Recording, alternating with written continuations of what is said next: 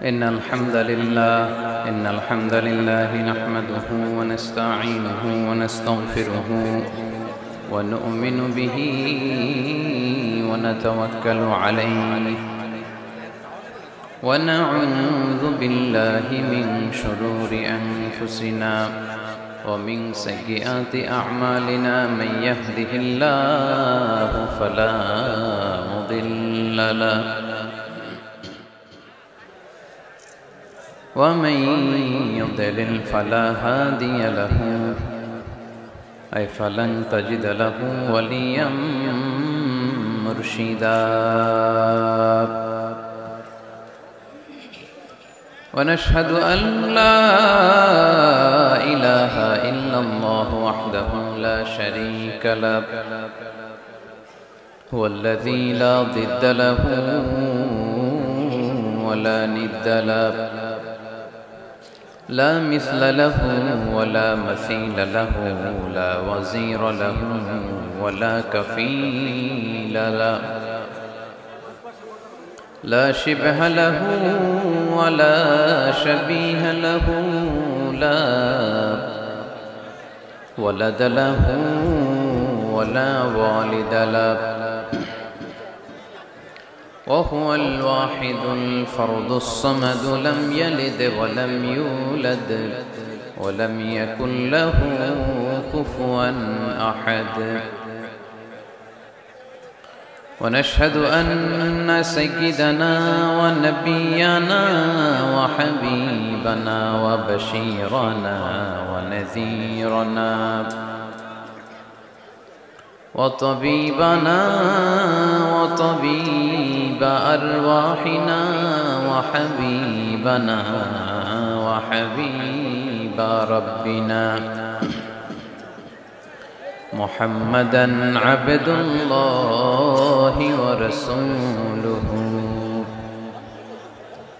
أرسله بالحق بشيرا ونذيرا وداعيا إلى الله بإذنه وسراجا منيرا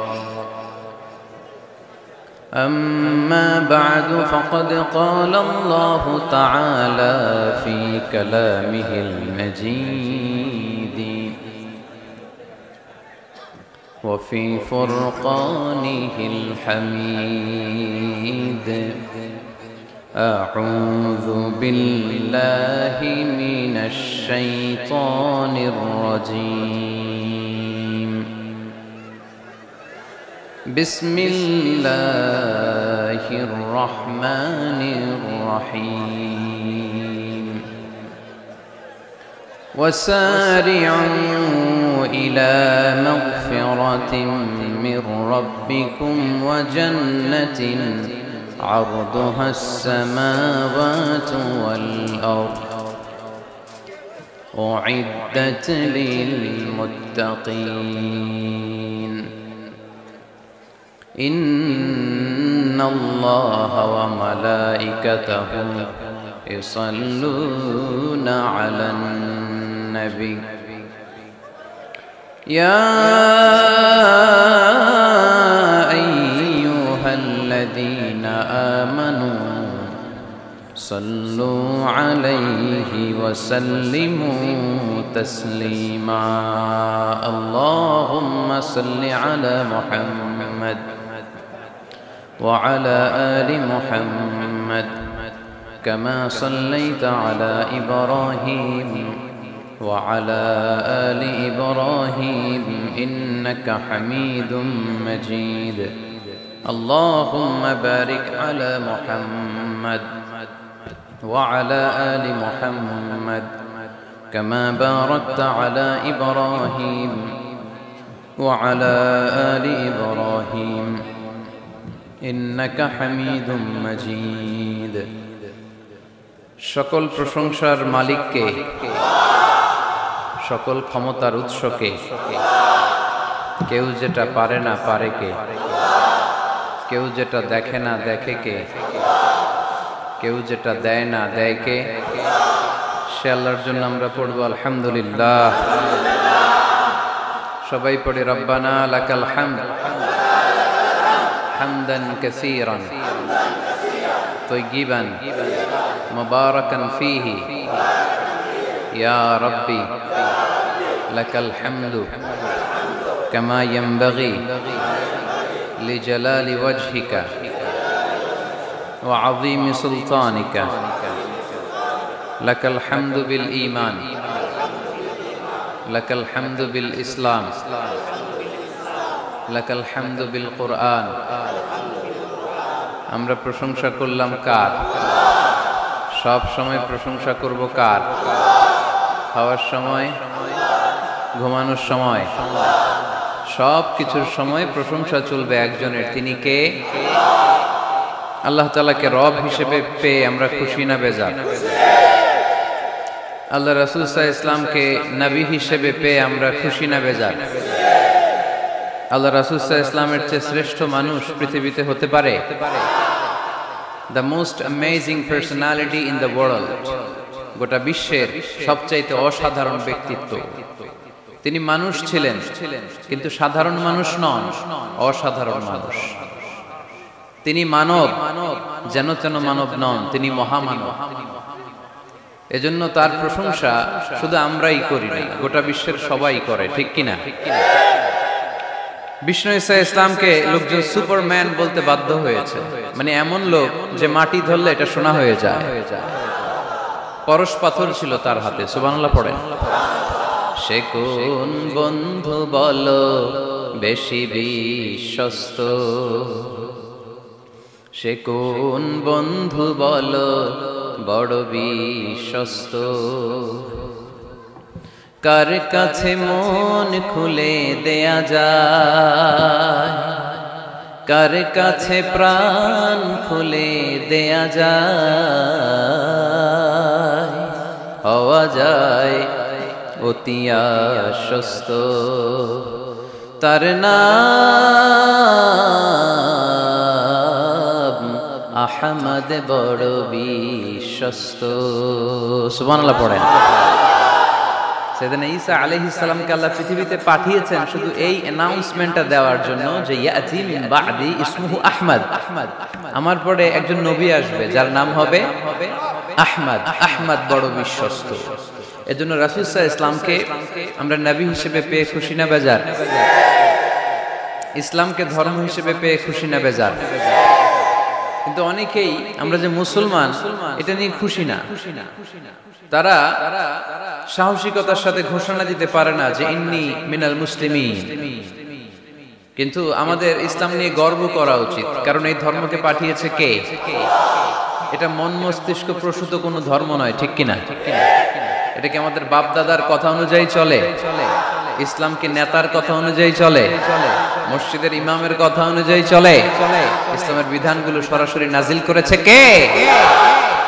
সাইয়েদনা ওমর ফারুক বলতেন, নাহনু কওমুন আ'আজ্জানাল্লাহু বিল ইসলাম, আমরা তো এমন জাতি যে জাতিকে আল্লাহ তাআলা ইসলামের দ্বারা সম্মানিত করেছে।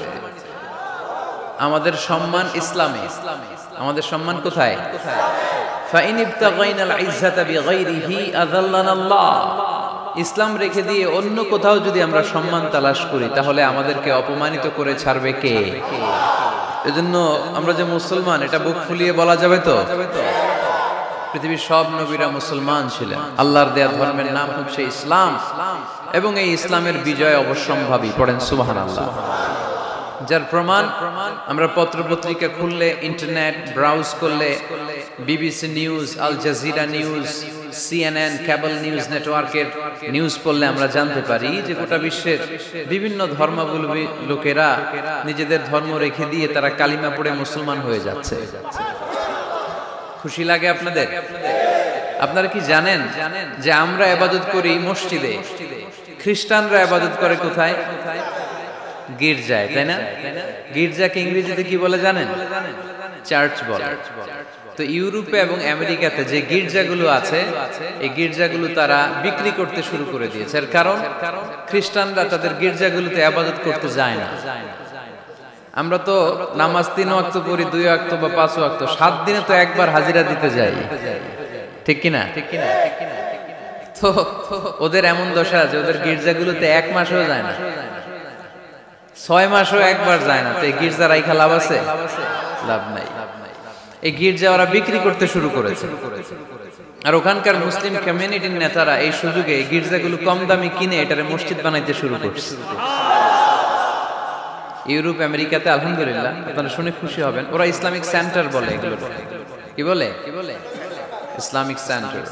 আমাদের এরকম ইসলামিক সেন্টার করা দরকার, যেখানে দার্স হবে, দার্স রেগুলার দার্স হবে। এই যে তাফসীর মাহফিলগুলো বছরে একবার, গত বছর আসছিলাম এখানে, আবার 1 বছর পরে দেখা কি শিখলেন কি শিখলেন না, কি বুঝলেন না, আর জানা শোনার সুযোগ হয়েছে নাই। কিন্তু সেন্টার যদি হয়, ওখানে শিশু কিশোরদের আলাদা কোরআন শিক্ষার আসর, আমার বোনদের আলাদা শিক্ষার আসর, বয়স্কদের আলাদা কোরআন শিক্ষার আসর, তারপরে সেখানে হেজামা সেন্টার থাকবে, রুকিয়া সেন্টার থাকবে, তালিম, তাদরিস, তারবিয়া সব ব্যবস্থাপনা থাকবে।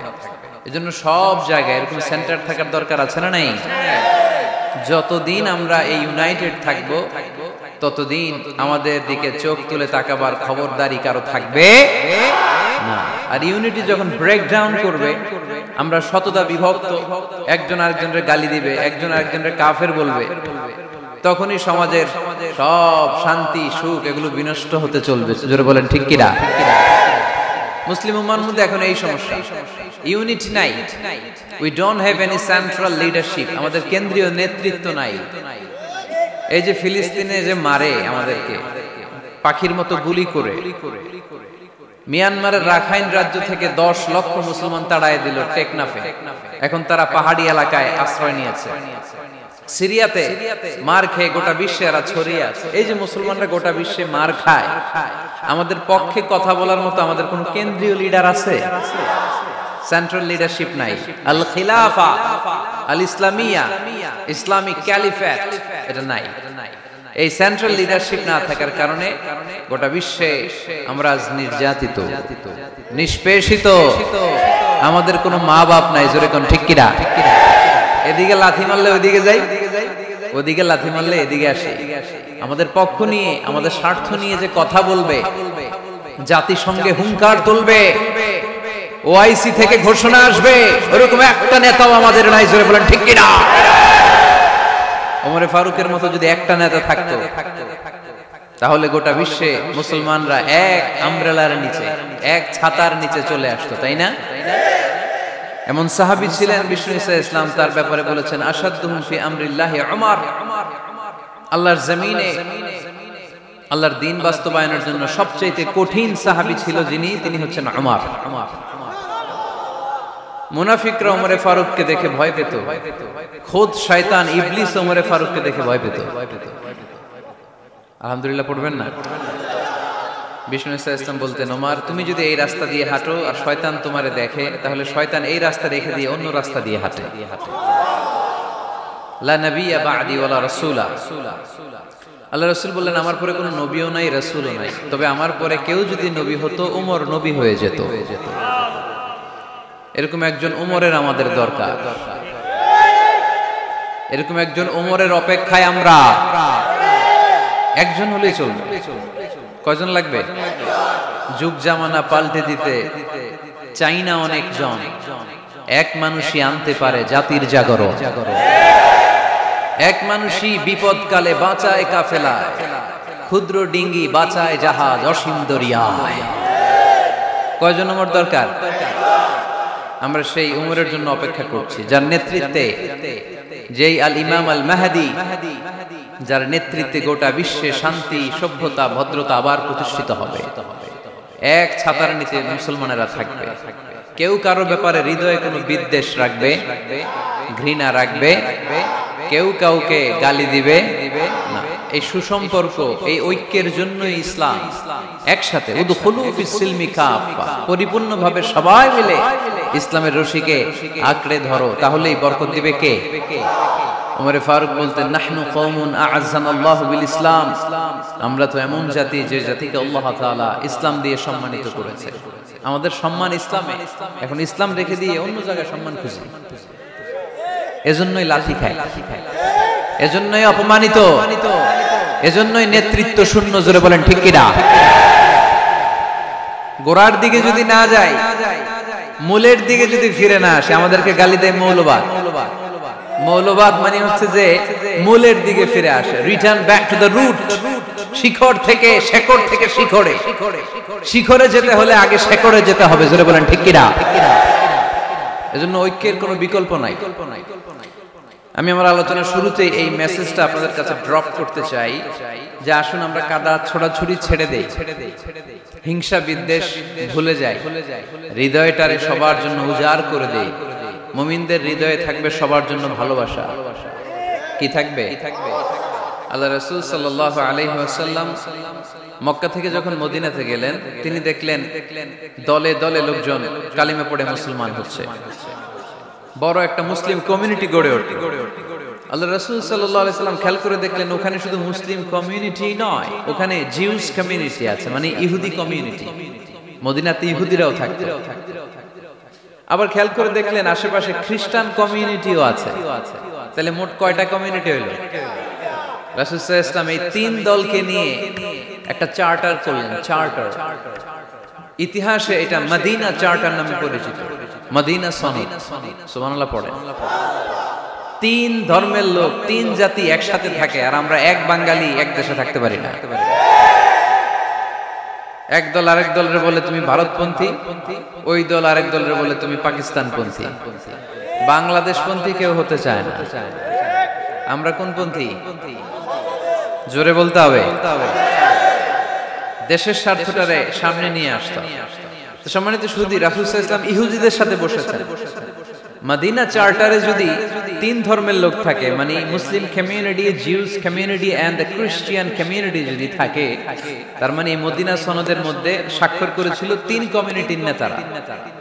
ইহুদিরাও ছিল, খ্রিস্টানরাও ছিল। তো আল্লাহ রাসূল সাল্লাল্লাহু আলাইহি ওয়াসাল্লাম ইহুদিদের সাথে বসেছেন, চুক্তি করেছেন 10 বছরের, লম্বা সময়।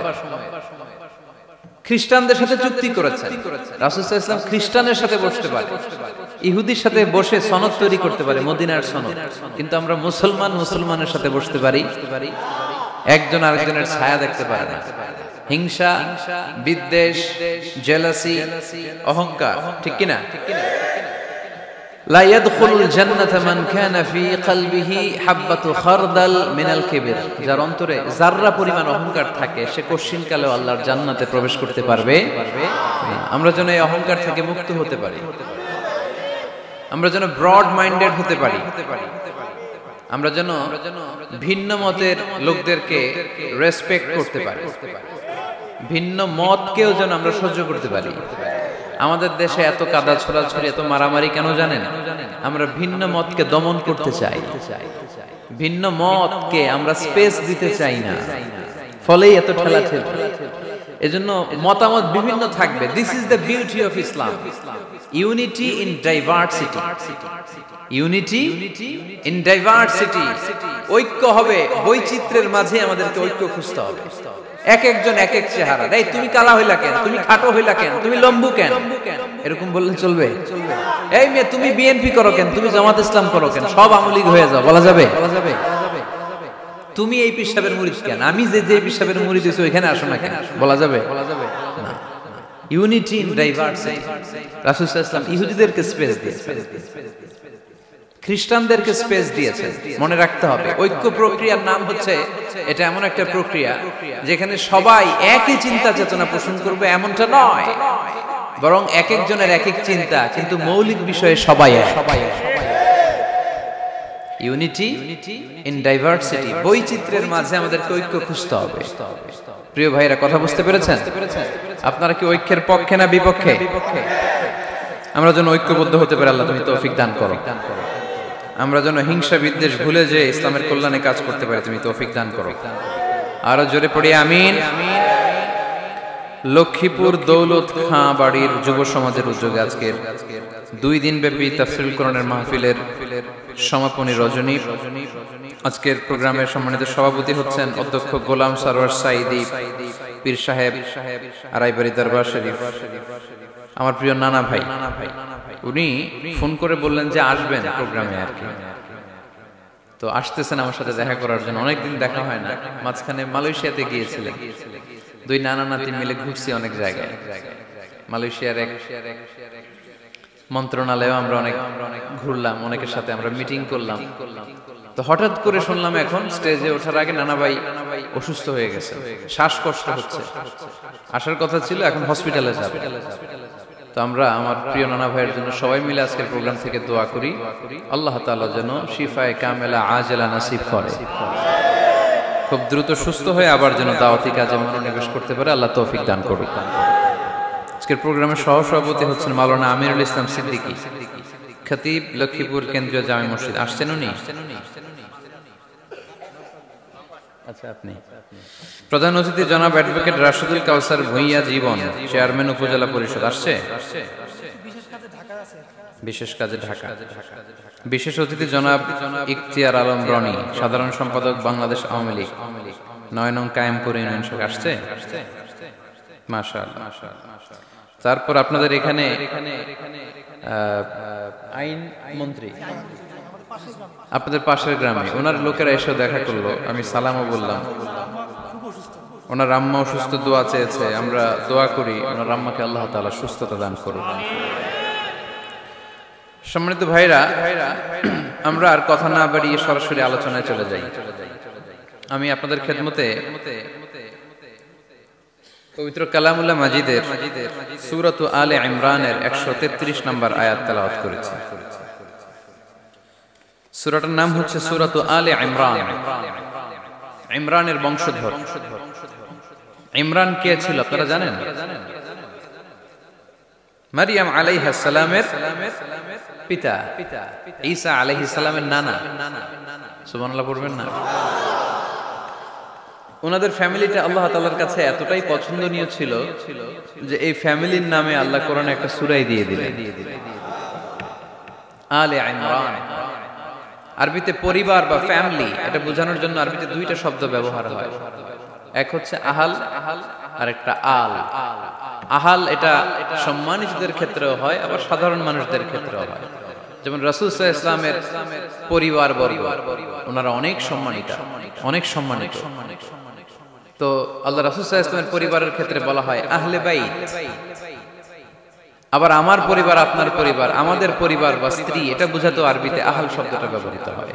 কিন্তু আল শব্দটা সাধারণ কোন ফ্যামিলির ক্ষেত্রে আল্লাহ ব্যবহার করেন নাই। ভালো হোক বা খারাপ হোক, সম্ভ্রান্ত হওয়া লাগবে, ডিগনিফাইড এন্ড প্রেস্টিজিয়াস ফ্যামিলি হওয়া লাগবে। ডিগনিফাইড ফ্যামিলির যদি হয়,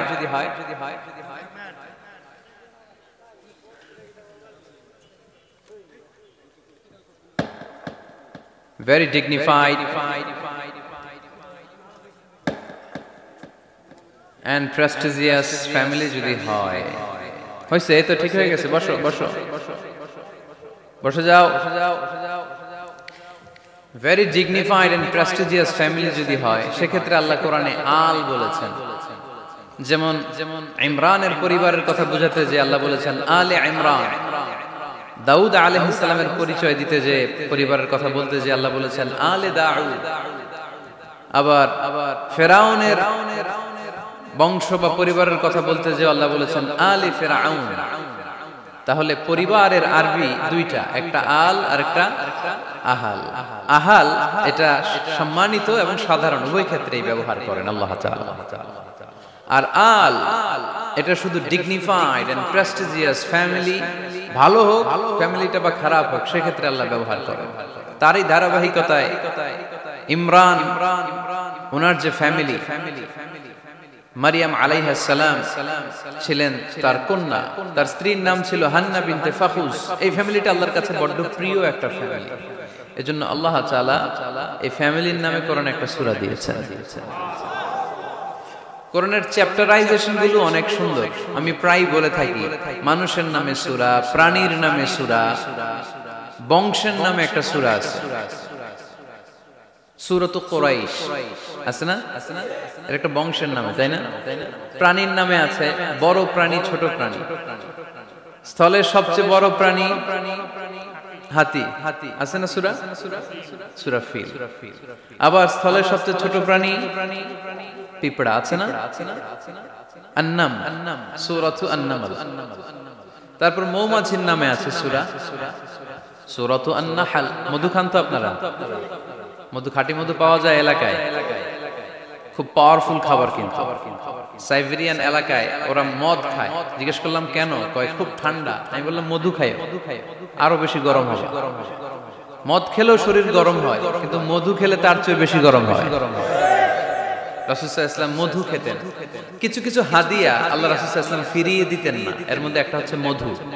মধু দিলে বলতেন না যে না নিব না। আতর ফিরিয়ে দিতেন না। বালিশ খুব পছন্দ করতেন। আল্লাহ রাসূল ঠেকনা দিয়ে বসতে পছন্দ করতেন। সুবহানাল্লাহ পড়ে। রাসূল সাল্লাল্লাহু আলাইহি ওয়াসাল্লামের কাছে একটা কসমেটিক্সের বক্স থাকতো সব সময়, জরুরি 5-6টা জিনিস এর ভিতরে থাকতো। ওখানে আল্লাহ রাসূল সাল্লাল্লাহু আলাইহি সাল্লাম চিরুনি রাখতেন। চিরুনি, আপনারা চুল আঁচড়ান তো চিরুনি দিয়ে, সবসময় পরিপাটি থাকবেন, এটা সুন্নাহ। পরিচ্ছন্ন, ফিট থাকা, সবসময় গেট আপটা ভালো থাকা, এটা সুন্নাহ। আল্লাহ রাসূল সাল্লাল্লাহু আলাইহি ওয়াসাল্লাম কোন বিদেশি ডেলিগেট আসলে তাদের সাথে দেখা করার আগে সময় নিতেন, নিজেকে গুছিয়ে নিতেন। সুবহানাল্লাহ পড়ে। চুলগুলো আঁচড়ে রাখতেন এই চিরুনি দিয়ে। তাহলে ব্যক্তিগত কসমেটিক্স বক্সে আল্লাহ রাসূল সাল্লাল্লাহু আলাইহি ওয়াসাল্লাম যে জিনিসগুলো রাখতেন তার মধ্যে একটি হচ্ছে চিরুনি। 2 নাম্বার আল্লাহ রাসূল সাল্লাল্লাহু আলাইহি ওয়াসাল্লাম জাইতুনের তেলের একটা ছোট্ট বোতল রাখতেন। ওয়াত-তিনি ওয়াজ জাইতুন, অলিভ অয়েল। অলিভ অয়েলের ওয়াজ করেছি গত বছর। যেখানেই আমার সাথে লোকজনের দেখা, কয় হুজুর এখন থেকে অলিভ অয়েল মাখিয়ে আন, এজন্য সুন্দর হয়ে গেছে। তো অলিভ অয়েল রাখতেন, চিরুনি রাখতেন।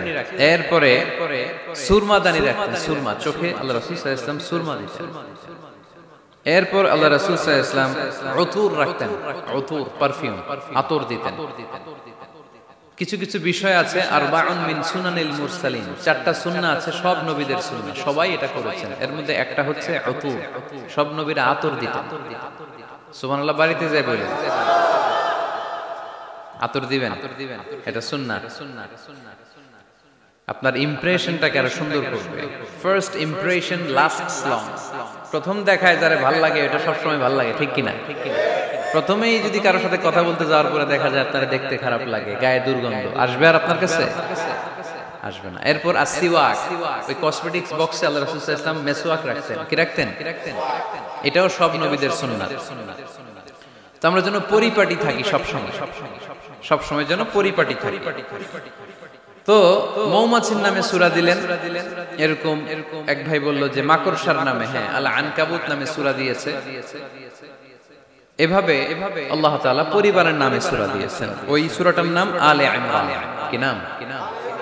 সূরাটার নাম হচ্ছে আলে ইমরান। সূরাটার নাম কি? আলে ইমরান। এখানে আল্লাহ তাআলা 133 নম্বর আয়াতে আমাদের অ্যাপ্রোচিং ঠিক করে দিয়েছেন। ডানে যাব না বায়ে যাব? কই যাবেন? ডানে যাবেন।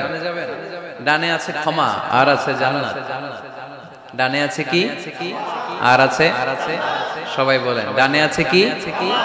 আর আছে? ডান দিকে গেলে আল্লাহর ক্ষমা পাওয়া যাবে আর জান্নাত পাওয়া যাবে। এই দুইটাই তো দরকার, বেশি কিছু লাগে নাকি? আর বাম দিকে গেলে আল্লাহর ক্রোধ, রাগ আর জাহান্নাম। বাম দিকে গেলে আল্লাহর ক্রোধ বা রাগ আর জাহান্নাম। ডানে গেলে কি? প্রথমে ক্ষমা আর জান্নাত। এই দুইটা শব্দ একটু মুখস্থ রাখতে হবে আজকে। ক্ষমা আর, দুইটা জিনিস পাওয়া যায় ডানে গেলে। 1 নাম্বার, 2 নাম্বার। সবাই বলেন 1 নাম্বার, 2 নাম্বার। এবার আঙ্গুল উঁচু করে বলেন।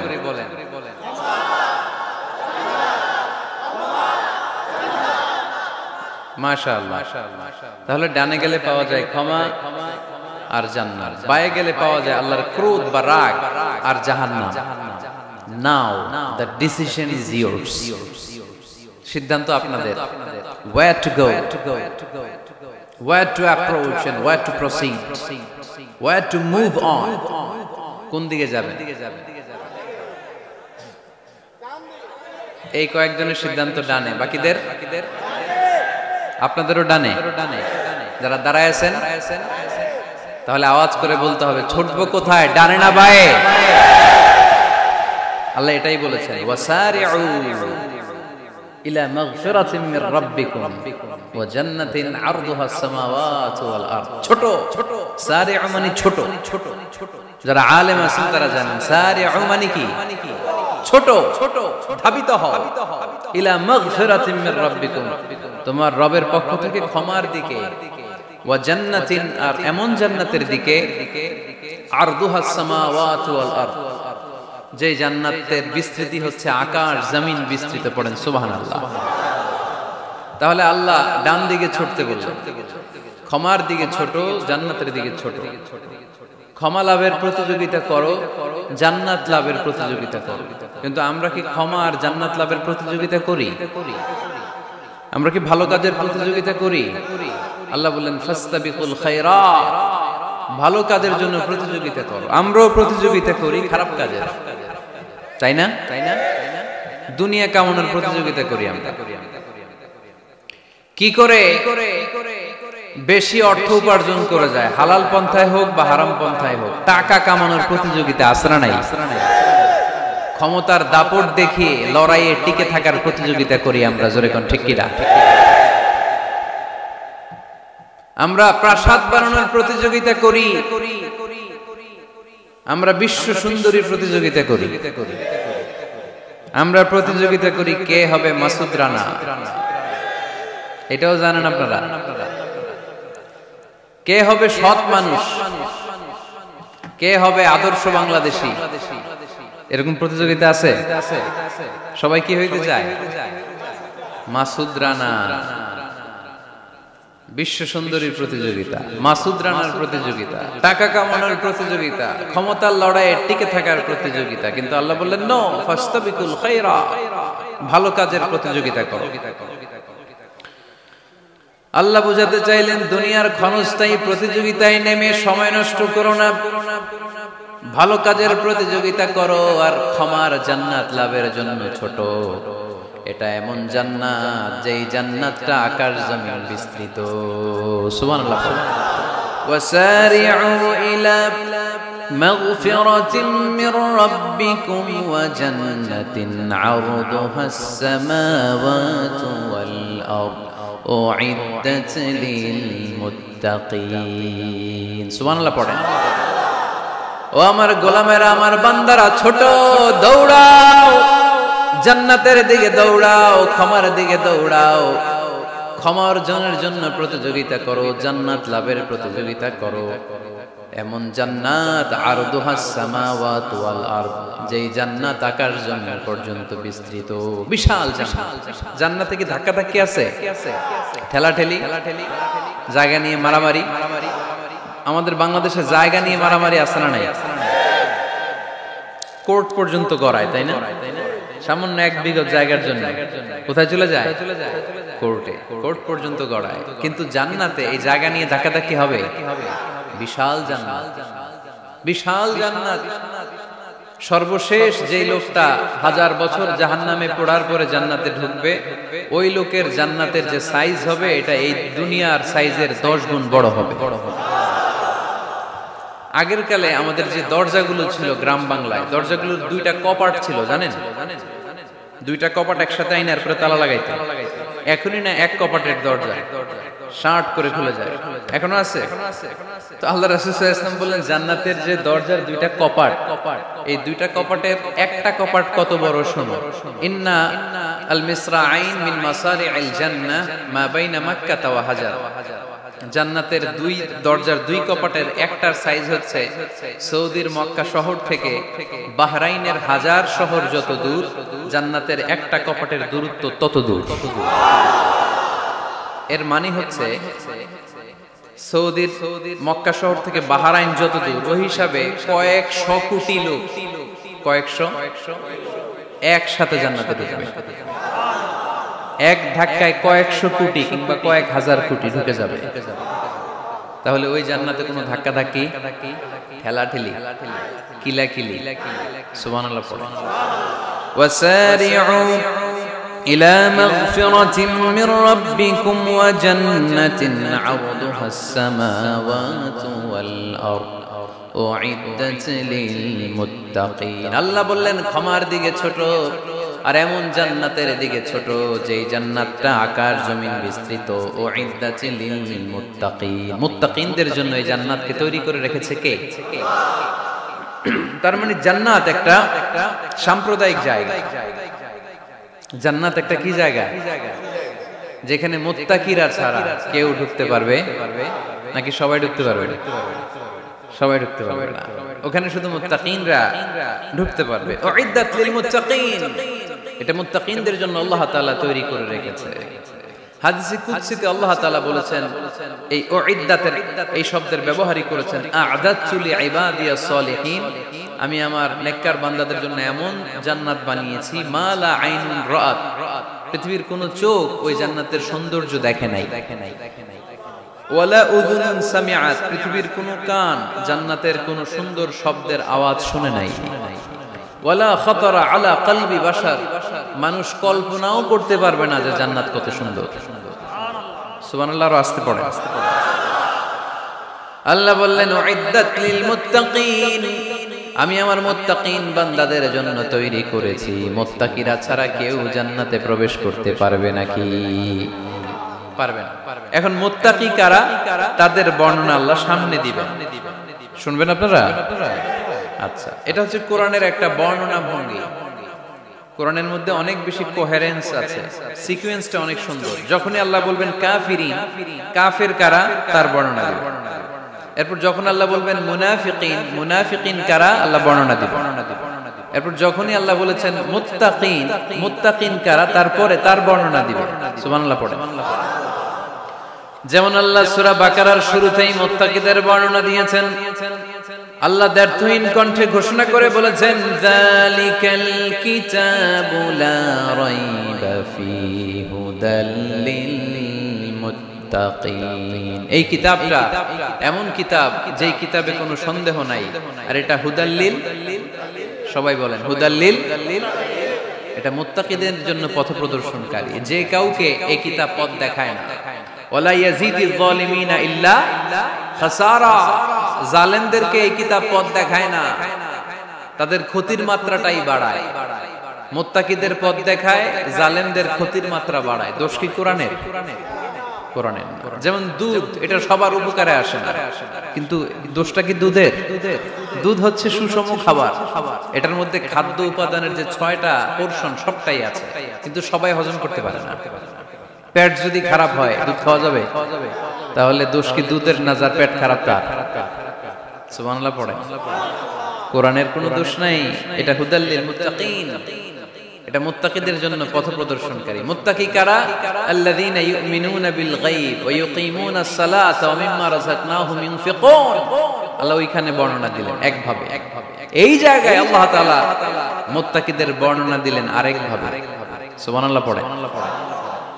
আল্লাহ বললেন উ'ইদ্দাত লিল মুত্তাকিন, এই ক্ষমা, এই জান্নাত যেই কাউকেই দেয়া হবে না, যারা মুত্তাকিন তাদেরকেই দেয়া হবে। সুবহানাল্লাহ। তাহলে আজকে আমরা মুত্তাকি হয়ে ফিরে যেতে চাই। 3 জন চাই শুধু, এখন 15-20 জন হয়েছে।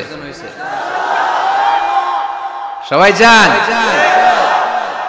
এলাকার লোকদের একটু গলায় সাউন্ড কম এমনি আগে থেকে, তাই না? কিছু এলাকা আছে, আমরা তো সারা দেশ চড়ে বেড়াই। We move from the one corner of the country to the another corner. আজকে আছি সকালে এখানে, এরপরে চলে গেছি কক্সবাজার, এরপর আবার খুলনা। আমরা জানি কাদের গলায় জোর বেশি। ফেনীতে, নোয়াখালীতে বক্তার কথা গাওয়া লাগে না, কথা কয় শ্রোতারা। আমরা ক বললে টাইনা নিয়ে এটার কলিকাতা বানাইয়া স্লোগান। কলিকাতা কই নাই আমি, শুধু ক বলছি। কি বলছি? ওটারে টাইনা কি বানাইছে? কলিকাতা। তো শ্রোতাদের একটা বড় রোল আছে, they have huge role in this তাফসীর প্রোগ্রাম। আপনাদের একটা ভালো রোল প্লে করতে হবে। আপনারাই পারেন আমাদের থেকে আলোচনা বের করে নিয়ে আসতে। আপনারা যদি জিমাইতে থাকেন আর আমি যদি গুতায়ও আওয়াজ বের করতে না পারি, আমার ভেতর থেকে কথা বেরোবে না। আর আপনারা যদি প্রাণবন্ত থাকেন, সজীব থাকেন শেষ পর্যন্ত, তাহলে কোরআনের সুন্দর সুন্দর কথাগুলো আল্লাহ আমার মুখ দিয়ে বের করায় দিবে। আমরা আজকে কি হয়ে ফিরে যেতে চাই? নাকি মাসুদ রানা? কি হইতে চাই? তাহলে রিয়েলিটি শো একটা এরকম হওয়া দরকার। কে হবে? মুত্তাকি। কিন্তু রিয়েলিটি শো এর নাম কে হবে? মাসুদ রানা। আমরা মাসুদ রানা হতে চাই না, আমরা মুত্তাকি হতে চাই। ইনশাআল্লাহ পড়েন। আল্লাহ এখানে মুত্তাকিনদের 5টা গুণের কথা বলেছেন। কয়টা? একটু মিলায়ে দেখবো আজকে আমরা যে 5টা গুণ আমাদের মধ্যে আছে কিনা। যদি থাকে ওয়েল এন্ড গুড, আলহামদুলিল্লাহ। যদি না থাকে তাহলে এই 5টা গুণ নিজেদের মধ্যে ধারণ করার দরকার আছে না নাই? কথা খুব সোজা সাপটা। যদি এগুলো নিয়ে যেতে পারেন দেন আওয়ার ওয়াজ ইজ সাকসেসফুল। তা না হইলে কোনো লাভ নাই। কোনো লাভ আছে? এত ক্যামেরা, এত লাইটিং ফাইটিং করে কি লাভ? এই যে ছুটে আসছেন শীতের রাত, আমি তো এত জেলায় ঘুরলাম, এরকম শীত পাই নাই। আপনাদের লক্ষ্মীপুরে যে শীত, মাশাআল্লাহ, আমি গাড়ি থেকে বেরোই কাঁপতে শুরু করছি, খুব ঠান্ডা লাগতেছিল আমার কাছে। তো এই যে শীতের রাতে মাফলার টাফলার পেঁচায় অনেক রাত পর্যন্ত আপনার দাঁড়ায় দাঁড়ায় শুনবেন, হিসাব খুব সোজা সাপটা। মুত্তাকি হয়ে ফিরে যেতে চাই, জীবন পাল্টাতে চাই, সময় নষ্ট করতে আসি নাই। সময়ের অনেক দাম, সময়ের দাম দিতে শিখেন। সময়গুলো অনেক দামি। সো আজকের আলোচনা থেকে আমরা কিছু নিয়ে যাব, শিখে যাব। আর কি হয়ে ফিরে যাব? বৈশিষ্ট্য কয়টা? তাহলে একটু চেক করবো যে আছে কিনা আমাদের মধ্যে এই গুণগুলো। থাকলে ভালো, অনেকের হয়তো আছে। যদি না থাকে এগুলো আমাদের ধারণ করতে হবে। কথা কি ক্লিয়ার না? আলহামদুলিল্লাহ। মুত্তাকির প্রথম বৈশিষ্ট্য আল্লাযীনা ইউনফিকুনা ফিস সাররাই ওয়াদ দাররা। মুত্তাকিনরা সুখে দুঃখে সব সময় দান করে, সচ্ছল অসচ্ছল উভয় অবস্থায় দান করে। সচ্ছল অবস্থায় তারা বেশি দান করে, কিন্তু অসচ্ছল অবস্থায়ও করে। বেশি হয়তো করে না, কিন্তু কম করে করে, কিন্তু দান করে। এজন্য আল্লাহ বলেন আল্লাযীনা ينفقون في السراء والضراء والكاظمين الغيظ والعافين عن الناس والله يحب المحسنين سبحان الله আমার মুত্তাকি বান্দাদের প্রথম বৈশিষ্ট্য ইউনফিকুনা ফিস সাররাই ওয়াদ দাররা, সুখে দুঃখে সচ্ছল কিংবা অসচ্ছল যে অবস্থায় থাকুক না কেন তারা আমার রাস্তায় দান করে। দান করলে খুশি হয়ে যায় কে? সাদাকা করলে আপনারে পছন্দ করবে কে? যাকাত দিলে পছন্দ করে কে? দে যাকাত, দে যাকাত তোরা দে রে যাকাত, দে যাকাত, দে যাকাত তোরা দে রে যাকাত। তোর দিল খুলবে পরে আগে খুলুক হাত, দে যাকাত, দে যাকাত তোরা দে রে যাকাত। পড়েন আমিন। দিল পরে খুলবে, আগে হাত খুলতে হবে। উপরের হাত নিচের হাতের চাইতে সেরা। যে ব্যক্তি নেয় তারে আল্লাহ পছন্দ করে না, যে ব্যক্তি দেয় তারে ভালোবাসে কে? আল্লাযীনা ইউনফিকুনা ফিস সাররাই ওয়াদ দাররা। আমার মুত্তাকি বান্দারা সুখে দুঃখে সচ্ছল অসচ্ছল উভয় অবস্থায় আমার রাস্তায় দান করে। তার মানে মুত্তাকি যদি নিজেকে মুত্তাকি হিসেবে এস্টাবলিশ করতে চান, দান করার ধারাবাহিকতাটা অব্যাহত রাখতে হবে, থামানো যাবে না। একটা সময় ভালো যাচ্ছে আমার, বেশি করে দিচ্ছি, আবার সময় খারাপ যাচ্ছে, কম করে দিব, কিন্তু দিব। দেওয়ার ধারাবাহিকতা থামানো যাবে? কেউ এসে আপনার কাছে চাচ্ছে, এই যে আপনি দিতে পারতেছেন, এই তৌফিকটা দিল কে? প্রাইভেট কারে চড়ে চড়ে আপনি ঘুরে বেড়ান, জ্যামে গাড়ি আটকালে গ্লাসে এসে নক করে, পথবঞ্চিত শিশুরা খেতে পায় না, বৃষ্টিতে ভিজে, ভাঙা একটা থালা নিয়ে দুইটা টাকা দেয়, অনেকে ধমক দিয়ে তাড়িয়ে দেয়। এই যে আপনি ধমক দিচ্ছেন, ওরে প্রাইভেট কারে বসাইতে পারে কে? আপনার হাতে ভাঙ্গা থালা দিয়ে রাজপথে নামায় দিতে পারে কে? এজন্য আল্লাহ বললেন, আমি দেয়ার মালিক, তুমি দাও, তুমি দিলে তোমার হাত আমি ভরে দেব। আল্লাহু আকবার। মদিনার জমিনে সবচাইতে গরীব সাহাবীর নাম ছিল সাইয়েদনা বেলাল আল হাবাশী রাদিয়াল্লাহু তাআলা আনহু। বিশ্বনবীর খাস মুয়াজ্জিন, ইথিওপিয়া থেকে ইসলামের সুশীতল ছোঁয়ায় এসে মদিনায় বিশ্বনবীর হাতে হাত রেখে কালিমা পড়ে মুসলমান হয়েছে। দেখতে ছিল কুচকুচে কালো, কিন্তু হৃদয়টা ছিল সাদা। মদিনার সবচেয়ে গরীব সাহাবী। লজ্জাস্থান ঢাকার মতো একটা লুঙ্গি ছিল, এছাড়া আর কিছু ছিল না। শুধু আমাদের লজ্জাস্থান ঢাকার মতো একটা লুঙ্গি আছে, আর কিছু নাই। এরকম কে কে আছেন? হাত তোলেন। কেউ নাই। তার মানে আল্লাহ আমাদের অনেক দিয়েছে, ঠিক কিনা? মদিনার সবচেয়ে গরীব সাহাবীর নাম বেলাল রাদিয়াল্লাহু তাআলা আনহু। লজ্জাস্থানটা ঢাকার কাপড় ছাড়া তার কিছু ছিল না। ওই বেলাল রাদিয়াল্লাহু তাআলা আনহুকে ডেকে বিশ্বনবী বললেন, আনফিক ইয়া বেলাল, ও বেলাল তুমিও আল্লাহর রাস্তায় দান করো। আনফিক ইয়া বেলাল লা তাখশা মিন যিল আরশি ইকলালা, ও বেলাল আল্লাহর ধনভাণ্ডারে কমতি নাই, তুমি দান করো, তোমারও বাড়ায়া দিবে কে? যে বেলাল রাদিয়াল্লাহু তাআলা আনহু লুঙ্গিটা পরা ছাড়া আর কোনো সম্পদই ছিল না, এই লুঙ্গিটাই সম্পদ, আর কিচ্ছু নেই। ওই বেলালকে বিশ্বনবী বলেছেন, দান করো বেলাল, কিপটামি করো না। যে রবের সন্তুষ্টির জন্য তুমি দান করবা, ওই রবের কোনো কমতি নাই, ঘাটতি নাই। গোটা বিশ্বে সবার সব ডিমান্ড পূরণ করে দিল, যার যত চাহিদা সব দিয়ে দিল, আমার আল্লাহর ধনভাণ্ডারের 1 ইঞ্চিও কমবে না।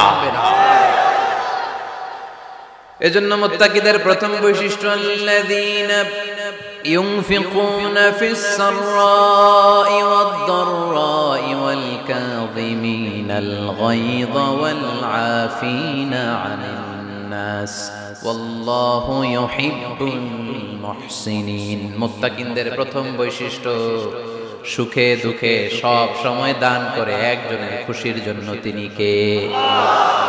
দান করলে যে আল্লাহ বাড়ায় দেয়, বিশ্বাস হয়? বিশ্বাস হয়? বাড়িয়ে দিবে। মাসালুল লাযীনা ইউনফিকুনা ফি সাবিলিল্লাহি কামাসালি হাব্বা আনবাতাত সাবআ সানাবিলা ফি কুল্লি সুমবুলাতিন মিআতু হাব্বা ওয়াল্লাহু ইউদাঈফু লিমান ইয়াশাউ ওয়াল্লাহু ওয়াসিউন আলীম। সুবহানাল্লাহ পড়ে। আল্লাহর রাস্তায় দানের দৃষ্টান্ত চারা গাছের মতো। যেই চারা গাছ রোপণ করে দিলে সেখান থেকে শীষ গজায় 7টা। ওই 7টা শীষ থেকে, প্রতিটা শীষ থেকে হয় শত শস্য দানা, মানে 700। আপনি 1 টাকা দান করলে আল্লাহ 7 গুণ, 100 গুণ থেকে 700 গুণ বাড়ায় দিবে। আল্লাহর প্রাচুর্যতার কোনো কমতি নাই, আল্লাহর ভান্ডারে কোনো ঘাটতি নাই। আছে?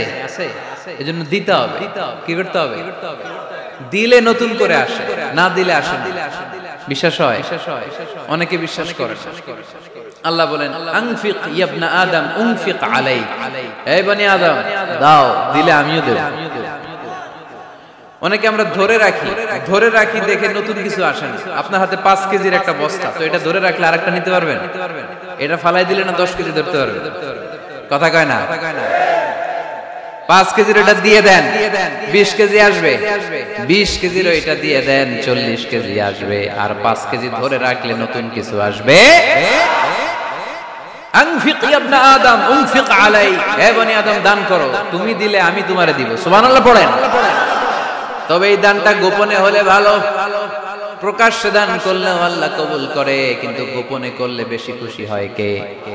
গোপন দান। আল্লাহ তাআলার রাগ আর ক্রোধ যদি আপনার উপর থেকে থাকে, গোপন দান আল্লাহর ক্রোধ আর রাগকে কমিয়ে দেয়।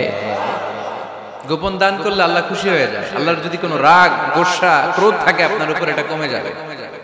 7 শ্রেণীর ব্যক্তিকে আল্লাহ তাআলা আরশের নিচে ছায়া দিবেন কিয়ামতের দিন, যেদিন সে ছায়া ছাড়া আর কোনো ছায়া থাকবে না।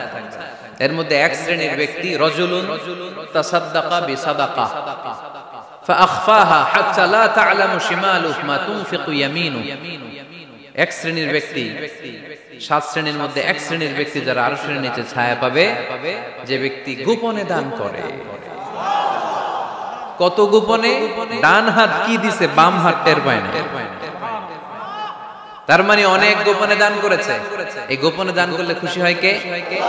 আল্লাকা সিররুন ইনদাল্লাহ বাইনাকা আনতা ওয়া বাইনাল্লাহ আল্লাকা সাদাকাতুন তাখফা لا يعلمها إلا الله هل لك سر عند الله بينك أنت وبين الله هل لك صدقات تخفى لا يعلمها إلا الله سبحان الله هل لك سر عند الله। তোমার আর তোমার রবের মাঝে গোপন কোনো ডিলিংস আছে কি, যেটা তুমি আর তোমার রব শুধু জানো? তোমার জীবনে এমন গোপন দান আছে নাকি যেটা আল্লাহ ছাড়া কেউ দেখেনি? ওই দানগুলোরে পছন্দ করে কে? যারা দুনিয়ার বুকে সচ্ছল এবং অসচ্ছল অবস্থায় দান করে, কিয়ামতের দিন আমলনামা দেখে তারা অবাক হয়ে যাবে, বলবে আল্লাহ এত ভালো কাজ আমি দুনিয়ায় করি নাই, হয়তো এটা আমার আমলনামা নয়, ফেরেশতারা ভুল করে অন্যের আমলনামা আমাকে দিয়ে দিয়েছে। আল্লাহ বলবেন না আমার ফেরেশতারা ভুল করে না। ফেরেশতারা ভুল করে নাকি? তোমার আমলনামাই তোমার হাতে পৌঁছেছে। দানকারী বলবে আল্লাহ এত ভালো কাজ আমি করি নাই, কি করে এত আমলের পাহাড়?